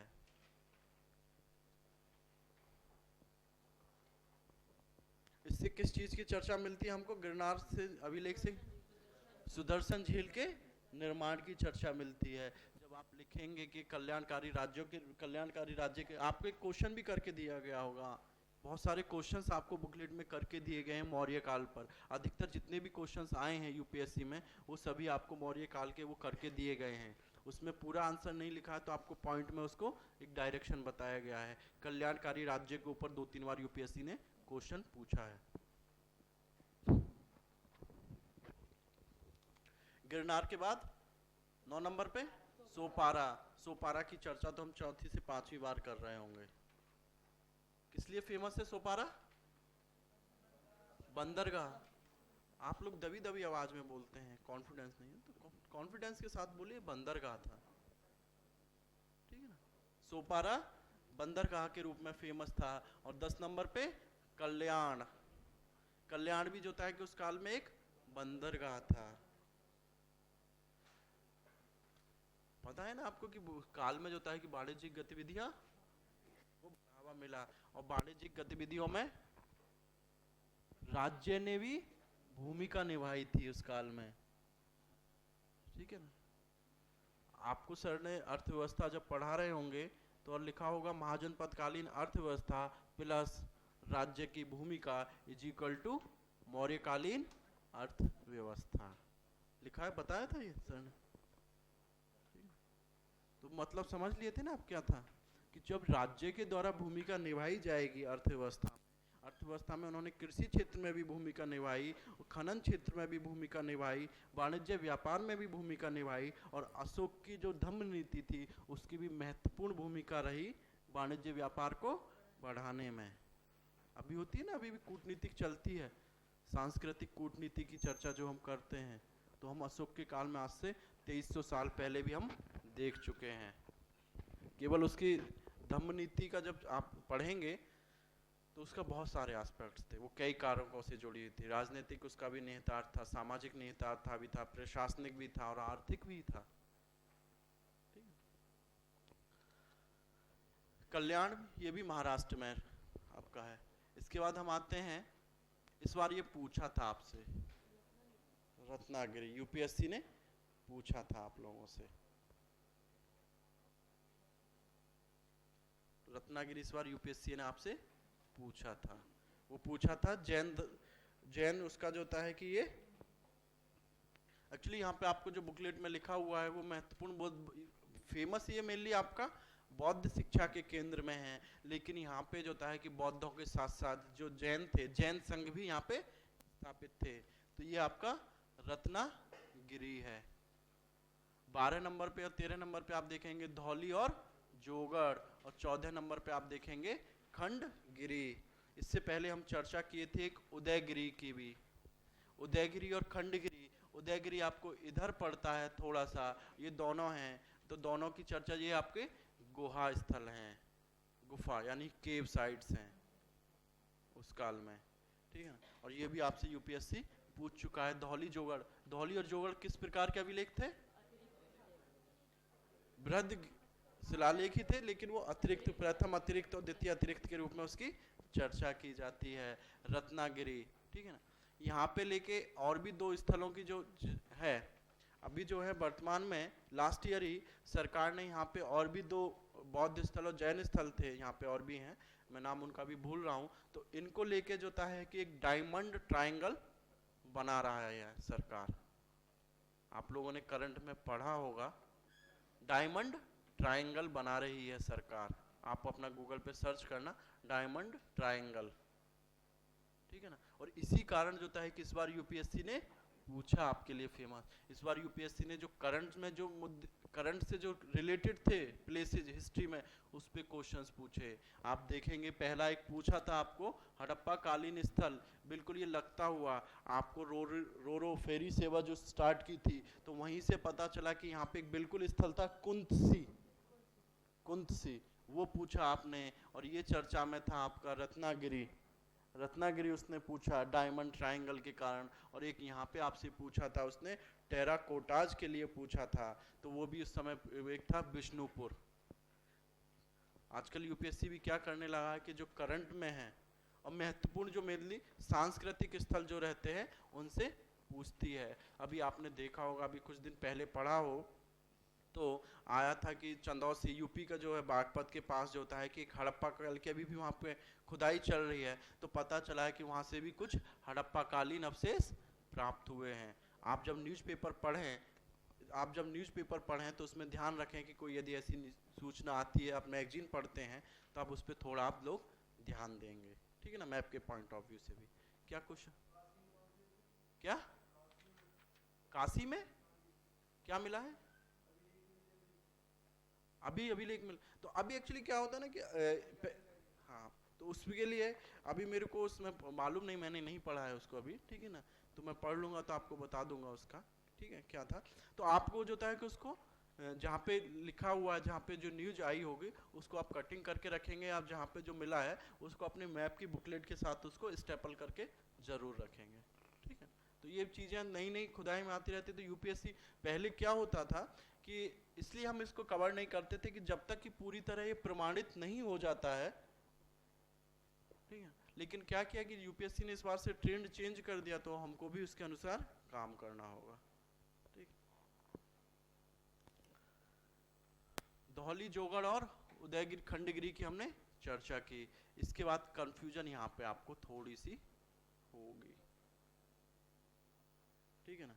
इसमें ये लगेगा सारे एक जैसे पास में लगेंगे, और यूपीएससी की रहा है कि कोई भी आप पिछले 5 साल का पेपर उठा के देख लीजिए, एक ना एक प्लेसेस ये जरूर पूछा है आपसे, और वो भी मौर्य काल का ही पूछा है, क्योंकि यूपीएससी जानती है कि यहाँ पे जो होता है कंफ्यूजन होना बहुत ही स्वाभाविक है। इस बार भी पूछा था आपसे सन्नाती। 16 नंबर पे कौन सा है? देखिए पहला ही सन्नाती है। किस वाले रीजन में है ये?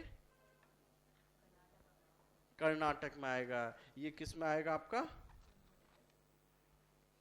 कर्नाटक के गुलबर्गा जिले में अवस्थित है। सन्नाती के बाद हम देख रहे हैं 17 नंबर पे मास्की। मास्की भी कहाँ पे? आपके कर्नाटक के रायचूर जिले में है। 15 नंबर पे हमने देखा येररगुड्डी या राजुल मंडगिरी, ये आपका आएगा आंध्र प्रदेश में।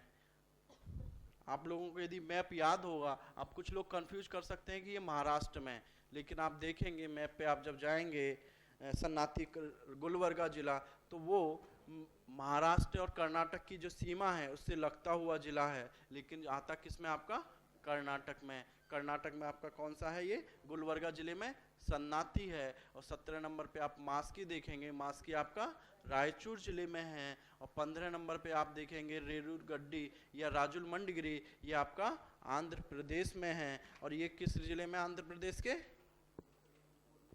कुरनूल जिले में। और यहीं से हमने चर्चा भी किया था, यहाँ से कुरनूल की गुफाएं भी प्राप्त हुई हैं।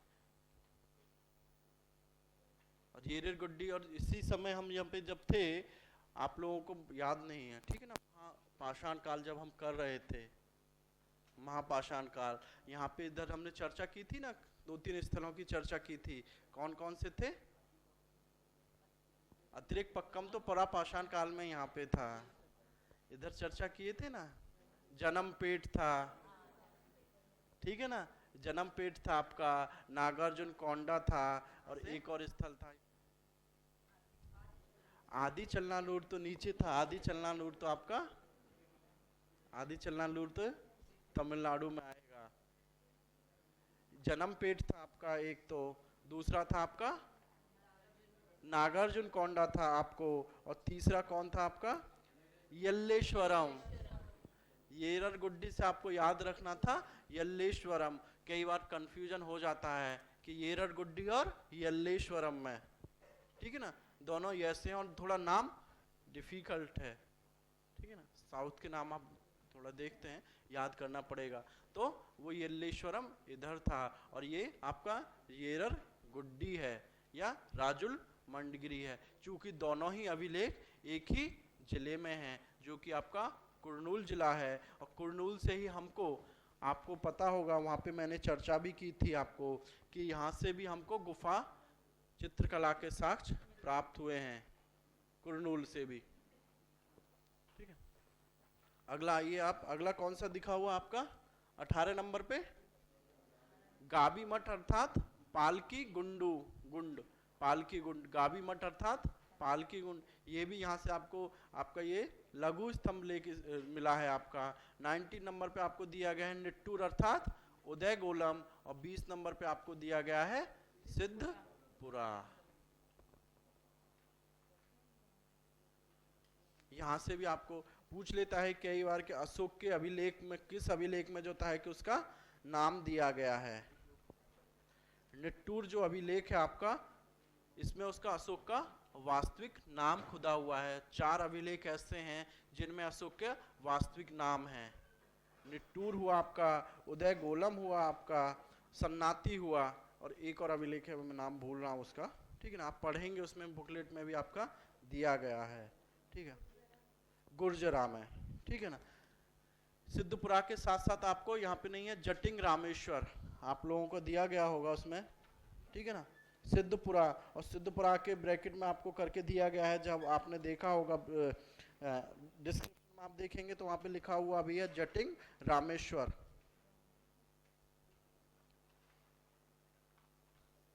ठीक है। उसमें जो होता है कि आपका ये चित्तल दुर्ग लिखा हुआ ना, वो गलती से चित्रदुर्ग की जगह चित्तल दुर्ग लिख गया है वहाँ पे। जटिंग रामेश्वर का जब आप डिस्क्रिप्शन देखेंगे, ठीक है ना, ऊपर तो सही लिखा है चित्रदुर्ग जिले में अवस्थित है कर्नाटक के सिद्धपुरा, ठीक है। तो आपने जो है ये स्थल पूरा देखा।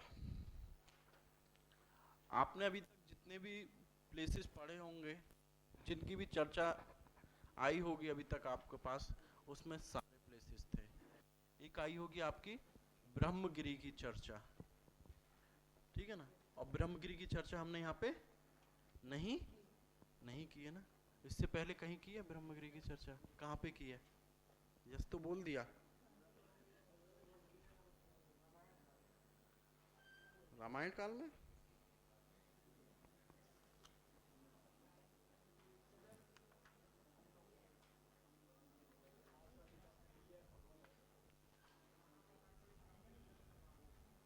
क्या?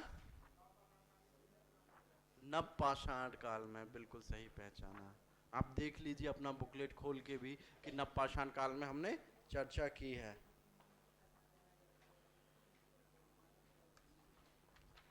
आप लोग जो है पढ़ते नहीं हैं, केवल जो होता है क्लास करने के लिए आप क्लास करते हैं। 6 नंबर पे आपको दिया गया है ब्रह्मगिरी, नवपाषाण काल का मैप नंबर 2 देखेंगे, उसमें लिखा हुआ है 6 नंबर पे ब्रह्मगिरी, ठीक है ना। और अंत में वहां पे लिखा हुआ है ब्रह्मगिरी के डिस्क्रिप्शन में, साथ ही यहाँ से अशोक का अभिलेख भी प्राप्त हुआ है। इसलिए तो मैं कहता हूँ कि जो आपका जो चार्ट जो आपको प्रिपेयर करना है, ठीक है ना, हो सकता है कि अभी आपको लगता है कि बड़ा बोरिंग का काम है, क्यों हम करें, जब बुकलेट सामने है ये तो चार्ट बनाने की क्यों जरूरत है, जब पेपर देना होगा तभी ये लोग कर लेंगे, तब मत कीजिए इसको। यदि अभी आप थोड़ा सा पेन ले लेंगे, इससे बहुत फायदा आप लोगों को होगा। आपके आंसर राइटिंग में जो साक्ष्यों की कमी होती है ना, जिनके आधार पे आप लिखते हैं कि ये होता था, यदि उसके साथ आप एविडेंस भी देते हैं तो आपके आंसर्स की क्वालिटी और बढ़ जाती है, ठीक है ना। वैसे लगता है कि आप केवल जो होता है कि गोला दे रहे हैं, कि जो होता है कि एग्जामिनर को बेवकूफ बना रहे हैं कि हाँ मौर्य काल में ये भी होता था, ये भी होता था, ऐसे भी होता था और वैसे भी होता था, जब उसके साथ आप प्रमाण के साथ देते हैं कि इस अभिलेख में यह मिला है।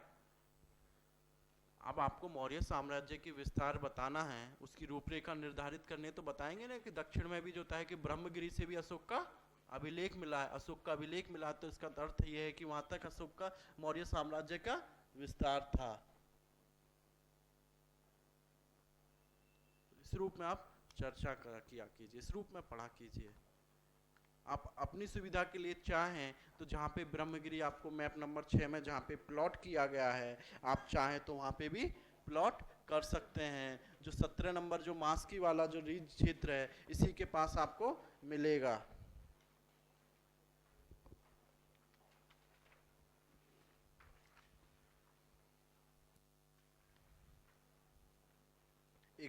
कुछ लोगों ने पूछा था सर कि 5 नंबर का जो मैप देखिए, उसमें नवपाषाण काल का सेकंड वाला मैप आप खोल लीजिए थोड़ी देर के लिए। 5 नंबर पे आपको दिया गया है उसमें पिकली हल प्लस मास्की, ठीक है। और इस वाली लोकेशन में आप देख लीजिए जो आपको मौर्य काल की दी गई है, मास्की कहाँ पे है 17, उसमें पिकली हल और मास्की, पिकली हल को यहाँ पे आपको दिया गया होगा और उसमें प्लस मास्की भी लिखा हुआ है। जो वो एग्जैक्ट लोकेशन जो है वो पिकली हल की है और जो यहाँ पे जो एग्जैक्ट लोकेशन दी गई है वो आपको मास्की की है। ठीक है ना, तो आप लोग कंफ्यूज वहाँ पे नहीं हो और चाहे तो वहाँ से आप काट सकते हैं। आपको यदि कंफ्यूज हो तो पिकली हल के प्लस जो मास्की दिया गया है उसको आप काट सकते हैं। एक्चुअली क्या है कि एक बार यूपीएससी ने क्वेश्चन ही पूछा था, यहीं पे उसने लेके पूछा है एग्जैक्ट लोकेशन पे लेके, ठीक है ना, एग्जैक्ट लोकेशन को लेके नहीं पूछा उसने, जो है पिकली हल की लोकेशन को जो है उसने एक अभिलेखीय स्थल के रूप में पूछा, इसलिए वो आपको करके दिया गया। कई बार यूपीएससी भी क्या होता है कि जो एग्जैक्ट लोकेशन होती है उसके आसपास से पूछ लेती है। ठीक है ना, आप लोगों ने देखा होगा कि किन लोगों ने यूपीएससी का मैप का पेपर देखा है 2018 का, छोड़ दे उससे पहले का, केवल 3-4 लोगों ने देखा है, और लोगों ने क्यों नहीं?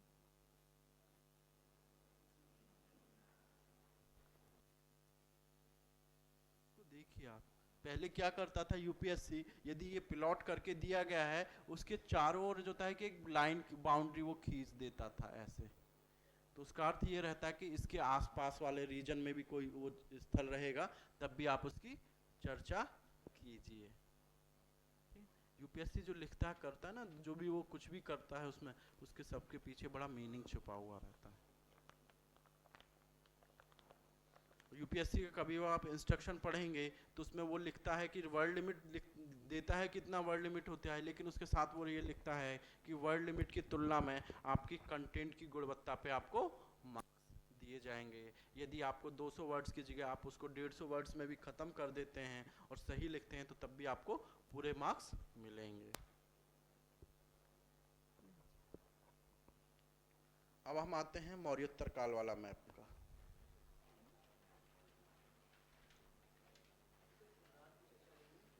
क्या किसकी, क्या समझा नहीं? कुम्हरार, अच्छा कुम्हरार। एक्चुअली जो पाटलिपुत्र की जो है ना, मैं आपको बता दूं, कुम्हरार, कुम्हरार से क्या प्राप्त हुआ है? राजप्रसाद प्राप्त हुआ है। किसका बना हुआ था वो? लकड़ी का, वो लकड़ी का बना हुआ था, चंद उसका था कुम्हरार। ठीक है, चंद्रगुप्त मौर्य के काल का था, उसको माना जाता है। तो पटना की लोकेशन क्या है? पाटलिपुत्र, वर्तमान में जो पटना है उसी को तो पाटलिपुत्र कहा जाता। ठीक है ना, पटना की लोकेशन क्या है?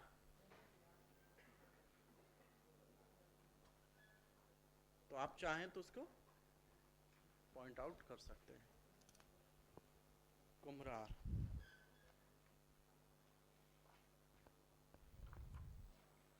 मौर्योत्तर काल में एक मैप दिया गया है, उसमें जो था ये बहुत सारे प्लेसेस हैं, 26 प्लेसेस की चर्चा की गई होगी आपको। मौर्योत्तर काल अभी आपका स्टार्ट नहीं हुआ ना, लेकिन हो जाएगा इसी वीक में, क्योंकि तो इस वीक में स्टार्ट हो जाएगा, तो एक बार मैं आपको उसकी झलक दिखला देता हूँ, जिससे कि आप कुछ नए टर्म्स उसमें आएंगे तो आपको पास, क्योंकि आप लोग तो खुद से तो देखेंगे नहीं। ठीक है ना, आपको बुकलेट इसीलिए तो दिया गया है कि जब जो चैप्टर स्टार्ट हो आप अपना मैप का भी बुकलेट साथ में रखें। मैंने आप लोगों से कहा भी है, सर भी आपसे कहते होंगे कि आप जब पढ़ा करें तो मैप का बुकलेट भी साथ में खोल के रखा करें, और जो नया कुछ टर्म्स आते हैं, जो स्थल की चर्चा आती है, तो उसको आपको मैप में देखते चलें। आप जब देखेंगे ना उस मैप को तो आपको ऑटोमेटिकली याद हो जाएगा। मैं आपको सही बताता हूँ, आप बार बार जब चर्चा आएगी कि हाँ, आप बार बार चर्चा पढ़ेंगे, जब भी आप अशोक की धम्मनीति पढ़ेंगे तो उसमें भ्राभु अभिलेख की चर्चा आएगी, बैराट की चर्चा आएगी। ठीक है ना, आप जब अध्ययन के स्रोतों की चर्चा करेंगे तो अशोक के अभिलेखों की चर्चा आएगी उसमें, तो वैसे ही आपको याद हो जाएगा। डिस्क्रिप्शन आपको अलग से तैयार करने की जरूरत ही नहीं होगी। आप जब पढ़ेंगे कि कंधार से अभिलेख प्राप्त हुआ है, कंधार के अभिलेख जो था भाषी अभिलेख 2 भाषाओं में लिखा हुआ है, उसका क्या महत्व है, आप जब प्रशासन पढ़ा होगा तो पता चल रहा होगा कि वहाँ पे जो क्यों अलग भाषा में मिला है, वहाँ पे क्यों, वहाँ पे जो है कि अरेमाइक और यूनानी लिपि में मिला है, अल्दीन जो अरबी लिपि है वो ब्राह्मी लिपि में मिले, इससे क्या पता चलता है? तो वहाँ पे जो उन्होंने शासन में भागीदारी होगी, तो वहाँ के स्थानीय लोगों को भागीदारी होगी। तो चूंकि भाषा से पता चलता है ना कि किस हिसाब से। अब हमारी प्रशासन की भाषा क्या है? प्रशासन की भाषा क्या है हमारी? इंग्लिश है।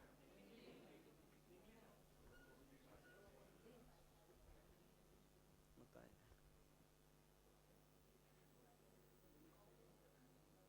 राजभाषा वाला आज ही आप लोग जाके ना में जो होता है कि चैप्टर पढ़ना,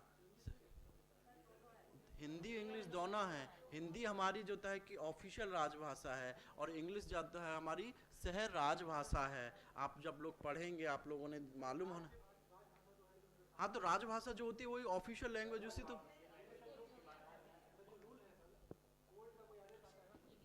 एक कोर्ट में जो देखिए, मैं बता रहा हूँ ना, एक मिनट रुकिए। कोर्ट में जो कोर्ट की भाषा है, कोर्ट की भाषा इंग्लिश है, और उसके लिए जो उसका अनुच्छेद है 148वां अनुच्छेद जो आप पढ़ेंगे उसके बाद, तो उसमें जो कोर्ट में जो कार्रवाई होती हैं वो सुप्रीम कोर्ट और हाई कोर्ट में वो इंग्लिश में होती हैं। कोर्ट की अपनी भाषा है, लेकिन आपको जो भी राज आदेश होते हैं सरकार की ओर से, तो कोई भी नोटिस आता है या आपकी जो अधिसूचना आती है वो हिंदी और इंग्लिश दोनों में आती है। ऑफिशियल लैंग्वेज हमारी जो है वो हिंदी और इंग्लिश दोनों हैं। आगे जो होता है कि सहराज भाषा के रूप में उसको, किसको? हिंदी ऑफिशियल लैंग्वेज नहीं है।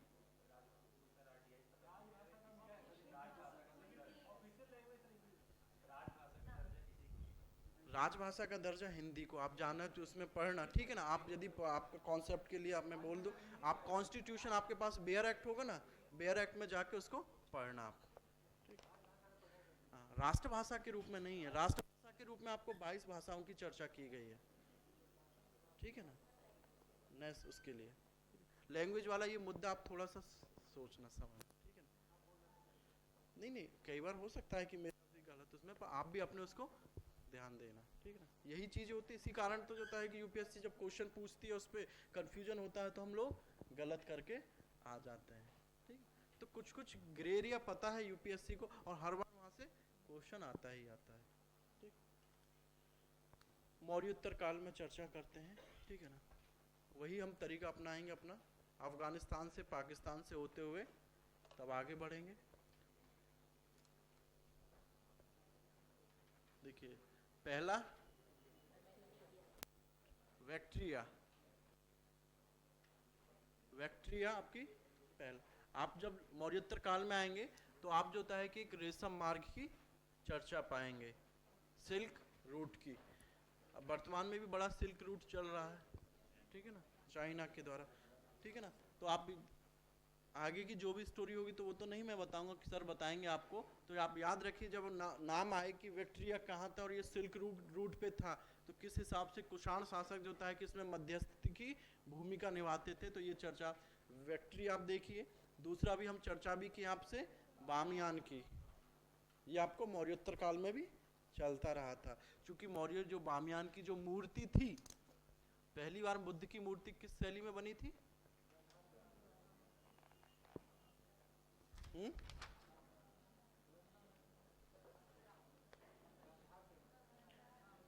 देखिए इसमें बड़ा डिस्प्यूट है, कुछ गांधार होता है कुछ मथुरा होता है, ठीक है ना।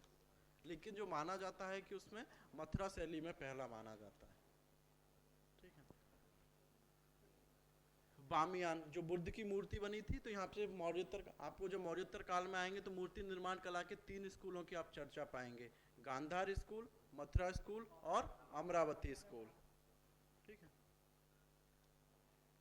तीसरा हम देखेंगे ये है आपका पुरुषपुर, ठीक है ना। ये आपका जो होता है कि कुषाण शासकों की राजधानी भी रहा थी, पुरुषपुर। पुरुषपुर के बाद हम देखेंगे, इसी को हमने क्या दूसरा भी लिखा है, पुष्य कलावती। 4 नंबर पे हम लोग देख रहे हैं साकल, साकल अर्थात सियालकोट। इसके बाद हम 5 नंबर पे देखेंगे बार बरीकम। बार बरीकम की चर्चा इससे पहले हम लोग कर चुके हैं या नहीं कर चुके?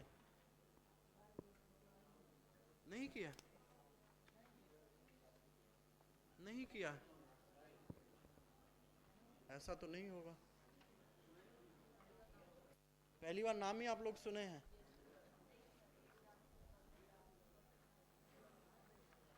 हड़प्पा काल में चर्चा नहीं आया?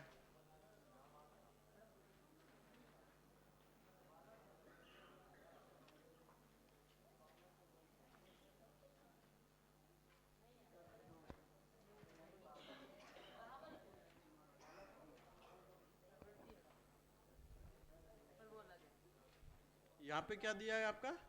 बार बरीकम। और इसी के पास हड़प्पा काल में कौन सा स्थल था? बालाकोट कहाँ पे था? अल्लादीनो। इसके पास आपका पड़ेगा अल्लादीनो, यहाँ पे था, और बालाकोट आपका ऊपर आना था। तो यहीं पे जो होता है कि ठीक है ना, दोनों के बीच में ये पड़ता है आपका बारबरिकम। ये भी उस काल का एक महत्वपूर्ण बंदरगाह था, मौर्योत्तर काल का। और छठे नंबर पे आप देखेंगे ये आपका है कुंडलवन। चतुर्थ बौद्ध संगति का आयोजन कनिष्क काल में किया गया था कुंडलवन में। यहीं पे ये कहाँ पे है? श्रीनगर के आसपास में, चतुर्थ बौद्ध संगति के लिए। 7 नंबर पे आप देखेंगे ये राजस्थान में है। राजस्थान में ये है रंग महल। रंग महल किस लिए फेमस है? क्योंकि आप लोग पढ़े नहीं हैं उसके लिए, ठीक है ना, लेकिन डिस्क्रिप्शन में तो आपका लिखा हुआ है।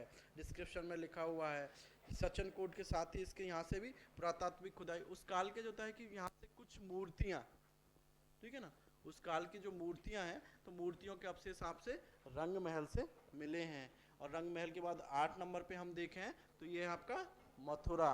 मथुरा किस लिए फेमस था? आपका मूर्ति निर्माण कला का एक महत्वपूर्ण केंद्र था। और मूर्ति निर्माण कला के साथ साथ यह कुषाण काल में आके ये एक प्रशासनिक इकाई भी थी और ये उनकी राजधानी भी थी। अलग अलग काल में उन्होंने अलग अलग शासकों के समय जो होता है कि कुषाण शासकों के समय राजधानियां परिवर्तित होती रही थी। और इसके पश्चात 9 नंबर पे हम देखेंगे ये है आपका सचन कोट। सचन कोट किस राज्य में है?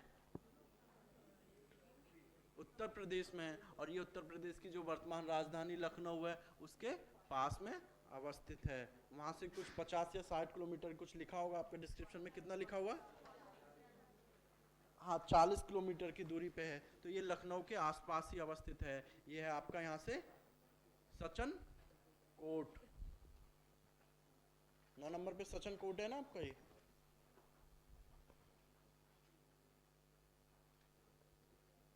दस नंबर पे कौन सा स्थल आपका? श्रृंगवेरपुर। श्रृंगवेरपुर भी कहाँ पे आपका?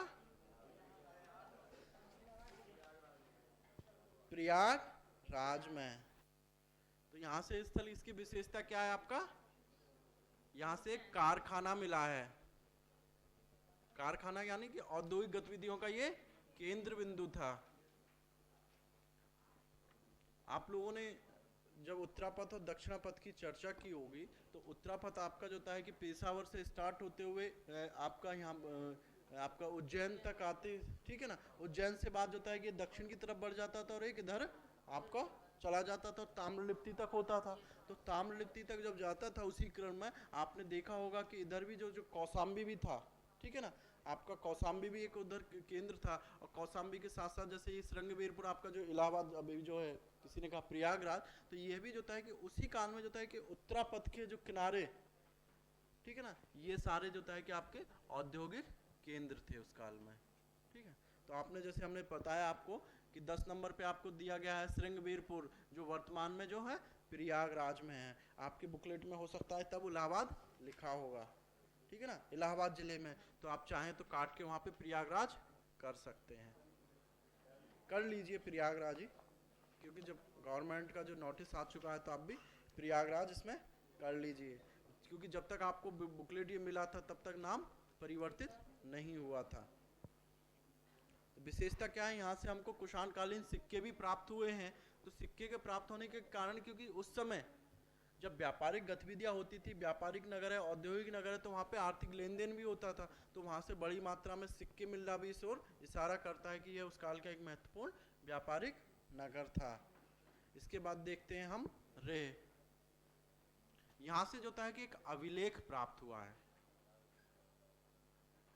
11 नंबर पे आप देख रहे हैं रे, यहाँ से एक अभिलेख आपको प्राप्त हुआ है। अभिलेख आपको इसमें लिखा हुआ है, यहाँ उत्तर प्रदेश राज्य के कौशाम्बी जिले के समीप स्थित है। यहाँ से हिंद यूनानी शासक मेनांडर का एक अभिलेख प्राप्त हुआ है। यहाँ से हिंद यूनानी शासकों के सिक्के भी प्राप्त हुए हैं। ये जो स्थल था रह जो है, ये कुषाण कालीन शासकों के समय से नहीं रहकर हिंद यूनानी शासकों, जब मौर्योत्तर काल में आएंगे तो कई विदेशी शासकों के बारे में आप चर्चा पाएंगे। हिंद यूनानी शासक, शक शासक, कुषाण शासक, पार्थियन, तो बहुत सारे इसमें चर्चा पाएंगे। और फिर इसी काल में उत्तर भारत में ये थे, और दक्षिण भारत में आप जो होता है कि सातवाहनों की चर्चा पाएंगे। ठीक है, उत्तर भारत और दक्षिण भारत में फिर भेद होता चला जाएगा आपको मौर्योत्तर काल में। ठीक है ना, मौर्योत्तर काल में जो ये वाला रीजन था, ठीक है ना, सातवाहन शासक आएंगे तो महाराष्ट्र वाले जो रीजन था, ये जितने भी स्थल आप देख रहे हैं ना, ये सातवाहन शासकों के कारण है। सातवाहन शासकों की राजधानी उस समय रहेगी पैठान या प्रतिष्ठान। ठीक है ना, और प्रतिष्ठान किस महाजनपद की राजधानी थी? अस्मक महाजनपद की राजधानी थी। अगला हम देखते हैं 12 नंबर पे मेसोन। मेसोन कहाँ पे अवस्थित है आपका? गाजीपुर जिले के समीप। तो आप देखिए, चूंकि यह स्थल, ये जितने भी थे, ये जो उत्तरापथ मार्ग था उसी पे ये अवस्थित थे। तो चूंकि ये सारे जो स्थल थे, ये आपका व्यापारिक गतिविधियों से जुड़े हुए स्थल हैं। आपको यदि कॉन्सेप्ट पता होता है तो कॉन्सेप्ट से ही सारी चीजें जुड़ी हुई होती हैं। आपको अलग से याद करने की जरूरत नहीं है। आपको पता है कि आपको उत्तरापथ और दक्षिणापथ के विषय में पता है, उत्तरापथ और दक्षिणापथ की दूरी क्या थी, कहाँ से होकर हुए गुजरते थे। ठीक है ना, आज भी यदि हमारे द्वारा जो डेडिकेटेड फ्रंट कॉरिडोर सरकार के द्वारा बनाए जा रहे हैं, उत्तरी डेडिकेटेड फ्रंट कॉरिडोर, पूर्वी डेडिकेटेड फ्रंट कॉरिडोर, पश्चिमी डेडिकेटेड फ्रंट कॉरिडोर, तो वहाँ पे जो स्थल पाए जाएंगे तो वो सभी तो व्यापारिक गतिविधियों से या औद्योगिक गतिविधियों से, उनके पास जब डेडिकेटेड फ्रंट कॉरिडोर के पास जो शहर बसाए जाएंगे तो उनका महत्वपूर्ण केंद्र आजीविका का स्रोत क्या होगा? वाणिज्य व्यापार होगा, औद्योगिक केंद्र के रूप में डेवलप होंगे। उसी प्राचीन भारत में हम देखते हैं तो उत्तरापथ और दक्षिणापथ, तो वो भी तो जो है कि आज के डेडिकेटेड फ्रंट कॉरिडोर की ही तरह थे। प्राचीन काल में जो सिल्क रूट था, उसको जो क्यों सिल्क रूट नाम पड़ा? क्योंकि वहां से जो है चाइना से जो है कि रेशम का यूरोप में आयात होता था। ठीक है ना, व्यापार होता था। चूंकि महत्वपूर्ण वस्तु रेशम थी तो इसलिए वहां पे सिल्क थी, तो उसका रूट का नाम सिल्क रूट पड़ गया। ठीक है ना, उत्तरापथ और दक्षिणापथ क्या थे कि उत्तरापथ क्योंकि उत्तर से शुरू होते हुए वो पूरब तक चला जाता था, और उत्तर से बीच में से वो कट के दक्षिण भारत में आ जाता था, तो उसको दक्षिणापथ नाम दिया गया। और आप हिस्ट्री से समझते हैं, आप हिस्ट्री के स्टूडेंट हैं, आपको जीएस में भी यदि लिखना पड़े कि आधारभूत संरचना की व्यापार वाणिज्य में, अर्थव्यवस्था में क्या भूमिका होती है, रोड और ट्रांसपोर्ट की क्या भूमिका हो सकती है, तो आप लिख सकते हैं कि हम प्राचीन भारत में भी जो है उत्तरापथ और दक्षिणापथ जैसे मार्ग देखते हैं जो मुख्यतः जो है व्यापारिक गतिविधियों को सुचारू रूप से संचालित करने के लिए चलाए जाते थे। उसी नीति पे जो है कि आज की भारत सरकार के द्वारा भी ऐसे डेडिकेटेड फ्रंट कॉरिडोर का निर्माण किया जा रहा है। तो आप अपने जो आपको पता है, आपको जो नॉलेज है, उसको आप कैसे यूज कर सकते हैं, कहाँ पे यूज कर सकते हैं। ठीक है, ऑप्शनल से आपने कुछ वो हुआ, आप उसको कनेक्ट किए तो आपको हो सकता है कि ऐसा नहीं कि आपको मार्क्स काट लेगा उस पर एग्जामिनर, यदि उसको अच्छा लगा तो आपके मार्क्स वो बढ़ा भी सकता है। तो आपको जो नॉलेज है, आपको उसको देखिए कि मैं इसको कहाँ पे यूज कर सकता हूँ। सफल वही होते हैं कि जिनके पास नॉलेज कम होती है लेकिन उस नॉलेज का वो 100% यूज करते हैं। हो सकता है कि आपके पास नॉलेज बहुत हो और आप उसका यूज ही नहीं कर पाएंगे तो सफल नहीं हो पाएंगे। एग्जामिनर के पास हमारा क्या जाता है, हम थोड़ी सामने जाते हैं, हमकी वो परिचित थोड़ी होता है, वो तो हमारी कॉपी से परिचित होता है ना। कॉपी में आप जो लिखेंगे उसी के आधार पे आपका जो है कि मूल्यांकन करता है। इंटरव्यू में देखते हैं ना कि इंटरव्यू में कई बार हो सकता है कि आपने जो है कि बहुत अच्छा व्यक्तित्व के धनी हो लेकिन उसको आपको परिचित नहीं हो। इंटरव्यू में देखते हैं कि किसी स्टूडेंट को आउटस्टैंडिंग नंबर मिलते हैं, 275 में से 220 तक नंबर मिलते हैं, लेकिन सभी स्टूडेंट्स को वो मार्क्स नहीं मिलते हैं। इसलिए कहा जाता है कि यदि आपको यूपीएससी को क्लियर करना है तो अपना मेंस को इतना मजबूत बनाएं कि इंटरव्यू में यदि आपको कुछ कम मार्क्स भी मिले तब भी आपका सिलेक्शन नहीं रुके, क्योंकि मेंस की जो तैयारी होती है वो आपके हाथ में होती है।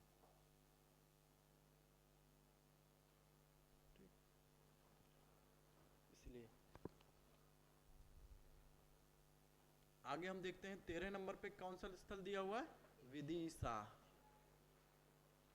विदिशा कहाँ पे है, एमपी में। और ये कहाँ पे अवस्थित है, एमपी के किस में है, ये एमपी का खुद एक जिला है। आप लोग देखेंगे विदिशा का, यदि आप मैप में जो एटलस आपके पास होगा तो यह जो उज्जैन और सांची जो है दोनों के बीच में पड़ता है, ठीक है ना। और विदिशा से आपको लिखा हुआ है यहाँ से, हिंदी यूनानी शासक मेनांडर के राजदूत हेडियोडोरस के ने विदिशा में गरुड़ स्तंभ का निर्माण कराया था, उसके लिए फेमस है।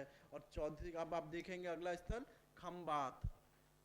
खंबात कहाँ पे आपका, गुजरात में है। और ये किस लिए फेमस है, यह भी एक बंदरगाह नगर था। हम आगे इससे पहले भी चर्चा कर चुके हैं। यहीं पे एक लोथल भी था, हड़प्पा काल में लोथल था। और पुरापाषाण काल में कौन से स्थल की चर्चा हम यहाँ पे किए थे, नहीं पता आप लोगों को। हाँ, बेस नगर अभिलेख भी बोलते हैं। विदिशा को जो होता है कि बेस नगर भी बोला जाता है। यहाँ से किस स्थल की हमने प्रापाषाण काल में चर्चा की थी, कुछ लोग जो होता है कि पलट के उसको देख रहे हैं तब पता करेंगे, उसमें आप लोगों को पता होना चाहिए, रतनपुरा, ठीक है ना। क्योंकि ये तो मैंने आपको चार्ट बनवा के लिखवाया भी था, फिर भी आप लोगों को पता होना चाहिए कि प्रापाषाण काल में गुजरात से एक ही स्थल प्राप्त हुआ है, मध्य पाषाण काल में केवल एक स्थल प्राप्त हुआ है, और नवपाषाण काल में भी एक ही स्थल गुजरात से प्राप्त हुआ है। यदि आपको ये याद रहता तो आपको किताब खोलने की जरूरत नहीं पड़ती। मध्य पाषाण काल में कौन सा स्थल प्राप्त हुआ है गुजरात से, बताएंगे कोई है, लंगनाज। और नवपाषाण काल में बगसरा, ठीक है ना, बगसरा प्राप्त हुआ है नवपाषाण काल में, आप गुजरात में आप देखेंगे। तो आप यदि देखिए जो मैंने बताया है आप उसको फॉलो कीजिए। आप यदि उसको फॉलो नहीं करेंगे ना तो मैप आपके लिए डिफिकल्ट हो जाएगा। मैं आप लोगों को डरा नहीं रहा हूँ। और यदि देखिए बहुत इजी है मैप करना, यदि आप शुरुआत आप जो मैंने बताया उस अकॉर्डिंग करते जाते हैं, ठीक है। आप लोग आज कुछ मत करना और चीज बिल्कुल मत पढ़ना, ठीक है ना। कल आपको जो क्लास होगी उसके लिए जो पढ़ना होगा केवल 1 घंटे उसको पढ़ना, और बाद बाकी का टाइम आप मैप में व्यतीत करना, क्योंकि मैप आपका बहुत वीक है अभी। क्यों, पिछले 1 महीने से क्लास नहीं हो पाई, टच में नहीं थे, तो सोचा होगा कि जब सर ही क्लास नहीं लेने तो हम भी क्या पढ़ने की जरूरत है उसमें। अभी क्लास खत्म नहीं हुआ है, अच्छा जाना है, ठीक। अगला कौन सा स्थल है 15 नंबर पे, शत्रुंजय। और 16 नंबर पे गिरनार। गिरनार की फिर हमने चर्चा की, गिरनार की अभी भी इससे पहले मौर्य काल में हमने चर्चा की थी। शत्रुंजय से क्या प्राप्त हुआ है, यह गुजरात में जो पार्श्वनाथ थे, जैन तीर्थंकर पार्श्वनाथ थे, तो वहां उनका जो है कि यहाँ से एक मंदिर प्राप्त हुआ है। 16 नंबर पे अभी हम चर्चा पीछे भी किए थे, तो यहाँ से एक अभिलेख प्राप्त हुआ है रुद्रदामन को, जिसको हम जूनागढ़ अभिलेख भी बोलते हैं, क्योंकि ये जूनागढ़ जिले में अवस्थित है उसका। इसके अतिरिक्त 17 नंबर पे हम देखेंगे तो नासिक। नासिक से जो होता है कि उस काल का गौतमी पुत्र सातकर्णी का एक अभिलेख प्राप्त हुआ है। 19 नंबर 17 के बाद 18 नंबर पे देखेंगे, 18 पे और 19 नंबर आप देखेंगे अजंता और एलोरा। इस बार आपसे पूछा था ना, मैप में भी पूछा था, अजंता की गुफाओं के ऊपर पूछा था, एक गुफा चित्रकला स्थल। अजंता और एलोरा गुफाओं की जो शुरुआत थी, आरंभिक चित्र जो हैं वो आपकी ईसा की आरंभिक शताब्दी यानी कि मौर्योत्तर काल के हैं। तो यहीं से आपकी ये शुरुआत होगी, और ये आपको जो है कि आपको गुप्तोत्तर काल तक ये चलता रहेगा। जब गुप्त काल में आएंगे तब भी हम इनकी चर्चा करेंगे, और जब गुप्तोत्तर काल में आएंगे तब भी इनकी एलोरा और अजंता की चर्चा करेंगे। क्योंकि आप देखेंगे कि जो एलोरा और अजंता की जो गुफाएं और उसमें जो चित्रकारी की गई, आरंभिक चित्रकारी के साक्ष्य उसके मौर्योत्तर काल में ही मिलने लगते हैं और वो गुप्तोत्तर काल तक यानी कि आप देखेंगे तो राष्ट्रकूट शासकों तक जाते हैं। इसलिए हम यहाँ से स्टार्ट किए हैं इसको, अजंता और एलोरा। ठीक है, और इसके बाद हम जो 19 के बाद 20, 21 और 22 नंबर आप देखेंगे तो 20 में आपको दिया गया है भज, कार्ले और जुन्नार। 21 में आपको दिया गया है कन्हेरी और 22 नंबर में आपको दिया गया है तगर अर्थात तेर। कैसे आ गया यहाँ पे कबूतर? चलिए, हो सकता है इसको भी इंटरेस्ट जगह है, इसने सोचा है कि सर मैप पढ़ा रहे तो मैं भी मैप पढ़ लूँ। ठीक है ना, इसको अपना काम करने दीजिए, आप इसको मत छेड़ना। ठीक है, ये अपना आप मैप पे फोकस कीजिए। ठीक है ना, 20 नंबर पे भज, कार्ले और जुन्नार आप देखेंगे कि ये सारे जो है कि आपका चैत्य ग्रह थे। बुद्ध काल में आपने पढ़ा था ना, मौर्य काल में आप जानेंगे चैत्य और विहार। चैत्य जो होते हैं कि बौद्ध धर्म से संबंधित जो होता है कि पूजा ग्रह होते थे, उपासना ग्रह होते थे। जैसे हमारे यहाँ पे मंदिर होता है, उसी उनके जो मंदिर होते थे उनको चैत्य बोला जाता है। 21 में आप देखेंगे तो यहाँ पे भी आपको गुफा वास्तुकला यानी कि गुफा चित्रकला के साक्ष्य प्राप्त हुए कन्हेरी से। तगर अर्थात तेर जो था उस समय आपका किस लिए फेमस था? वो वहां पे एक व्यापारिक केंद्र के रूप में फेमस था। ठीक है ना, और यहाँ से जो है कि बड़ी मात्रा में जो माना जाता है कि उस समय कपड़ों का निर्यात होता था, एक व्यापारिक केंद्र था तगर। 23 नंबर पे हम देखेंगे कि 23 नंबर धान्य कटक अर्थात अमरावती है। ये आपका जो है कि यहाँ पे ये गोदावरी नदी का जो क्षेत्र था, ये कृष्णा दोआब के क्षेत्र में ये पड़ता था, काफी उपजाऊ था। धान्य कटक इसलिए इसकी नाम पड़ा क्योंकि यह की उपजाऊ होने के कारण बड़ी मात्रा में जो है कि थोड़ी सी ही जमीन में बड़ी मात्रा में खाद्यान्न उत्पादित होता था। तो धान्य कटक, और धान्य कटक के पास ही अमरावती है। अमरावती क्या था, एक उस काल का जो है कि यहाँ से स्तूप भी प्राप्त हुआ है हमको, अमरावती का स्तूप, और यह उस काल में मूर्ति निर्माण कला का एक प्रमुख केंद्र था अमरावती। और 24वें नंबर पे हम देखेंगे जग्यापेटा। जग्यापेटा भी क्या था कि एक मूर्ति निर्माण कला का एक प्रमुख केंद्र था उस काल में, जग्यापेटा। ये जग्यापेटा आपका ये अमरावती और जग्यापेटा किस में आएगा? आंध्र प्रदेश, हम जो होता है वर्तमान में तेलंगाना वाले राज्य में आपको आ जाएगा। जग्यापेटा से भी स्तूप के अवशेष मिले हैं और यहाँ से भी आपको जो है कि जो उस समय की जो मूर्तियां निर्माण होती थी अमरावती की, तो उनके निर्माण के का जो केंद्र बिंदु भी था वो भी जग्यापेटा भी था। ठीक है, यहाँ से। और 25 नंबर पे आप देखेंगे वैजयंती, कर्नाटक में अवस्थित है आपका वैजयंती। वैजयंती क्या थी? ये उस समय के कदम्ब राजवंश था। ठीक है ना, तो उसकी राजधानी थी। और 26 नंबर पे आप देखेंगे मुजरिस, ये भी इस बार पूछा गया था बंदरगाह आपको। मुजरिस जो है कि ये बंदरगाह था प्राचीन काल का। यहाँ से जो है कि आपको अरब क्षेत्र और यूरोप के लिए व्यापार होता था। ठीक है ना, ये हमारा मौर्य और मौर्योत्तर काल का मैप था। ठीक है, अब हम लोग क्या करेंगे, आपको तो यहाँ पे दिखा दिया गया है, एक बार आपने देख भी लिया है। अब हमारा, अभी आप लोग बंद मत कीजिए अपनी किताब कॉपी, अभी खत्म नहीं हुआ क्लास। आप लोगों के लिए कुछ काम, आप लोगों को भी तो कुछ काम करना होगा। अभी हमारा जो लिस्ट हम लोग बनाते हैं, ठीक है ना, वो अब स्टार्ट करते हैं बनाना।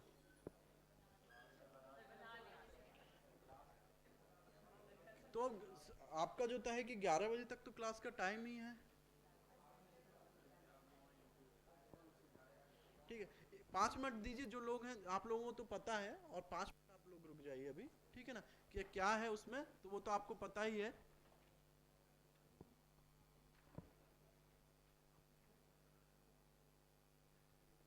ठीक है,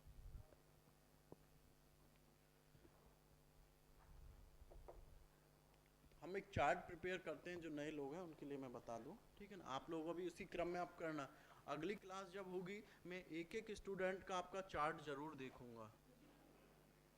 जिन लोगों का चार्ट प्रिपेयर होगा, जिन लोगों ने बनाया होगा, वही क्लास में आए, अन्यथा आप लोग नहीं आए। ठीक है ना, ये चार्ट अब आपको घर से, आपने पहले देखा था ना कि जो चार्ट बनाया है।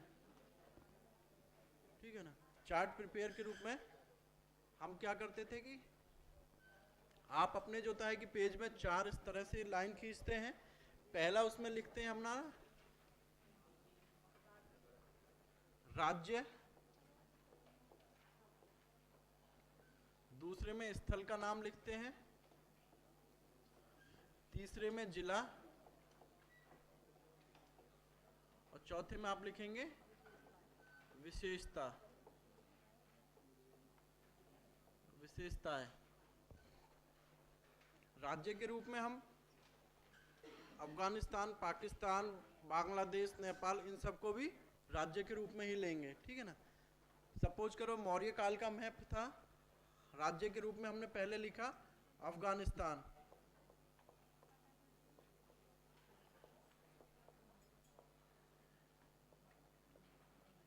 अफगानिस्तान में पहला स्थल हमने कौन सा देखा था?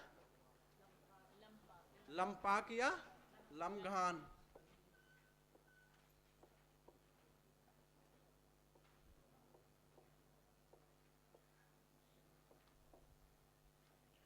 उसका जिला आप छोड़ दीजिए, जिला की कोई जरूरत नहीं है, क्योंकि याद रखने की भी कोई जरूरत नहीं है। यहाँ पे लिखिए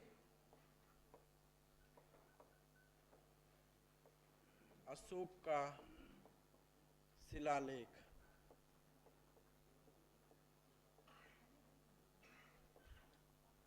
अब इससे आपको फायदा क्या होगा, ठीक है ना। आपको पता चलेगा कि पाकिस्तान से कौन कौन से स्थल प्राप्त हुए हैं मौर्य काल के, और आपको पता चलेगा कि यदि अभिलेख के रूप में पूछा आपसे, वो पूछ सकता है कि मौर्यकालीन स्थल पूछ सकता है, अभिलेख स्थल के रूप में पूछ सकता है, और आगे आपने जो पीछे या आगे उस स्थल से रिलेटेड जो स्थान पढ़ेंगे वहाँ के आसपास में आएंगे, तो आपको कन्फ्यूजन नहीं होगा, ठीक है ना। अभी जैसे मैंने पूछा आपसे कि यदि वो पूछ लेता है गुजरात वाले, जहाँ पे हमें अभी आपको कौन सा स्थल देखा था,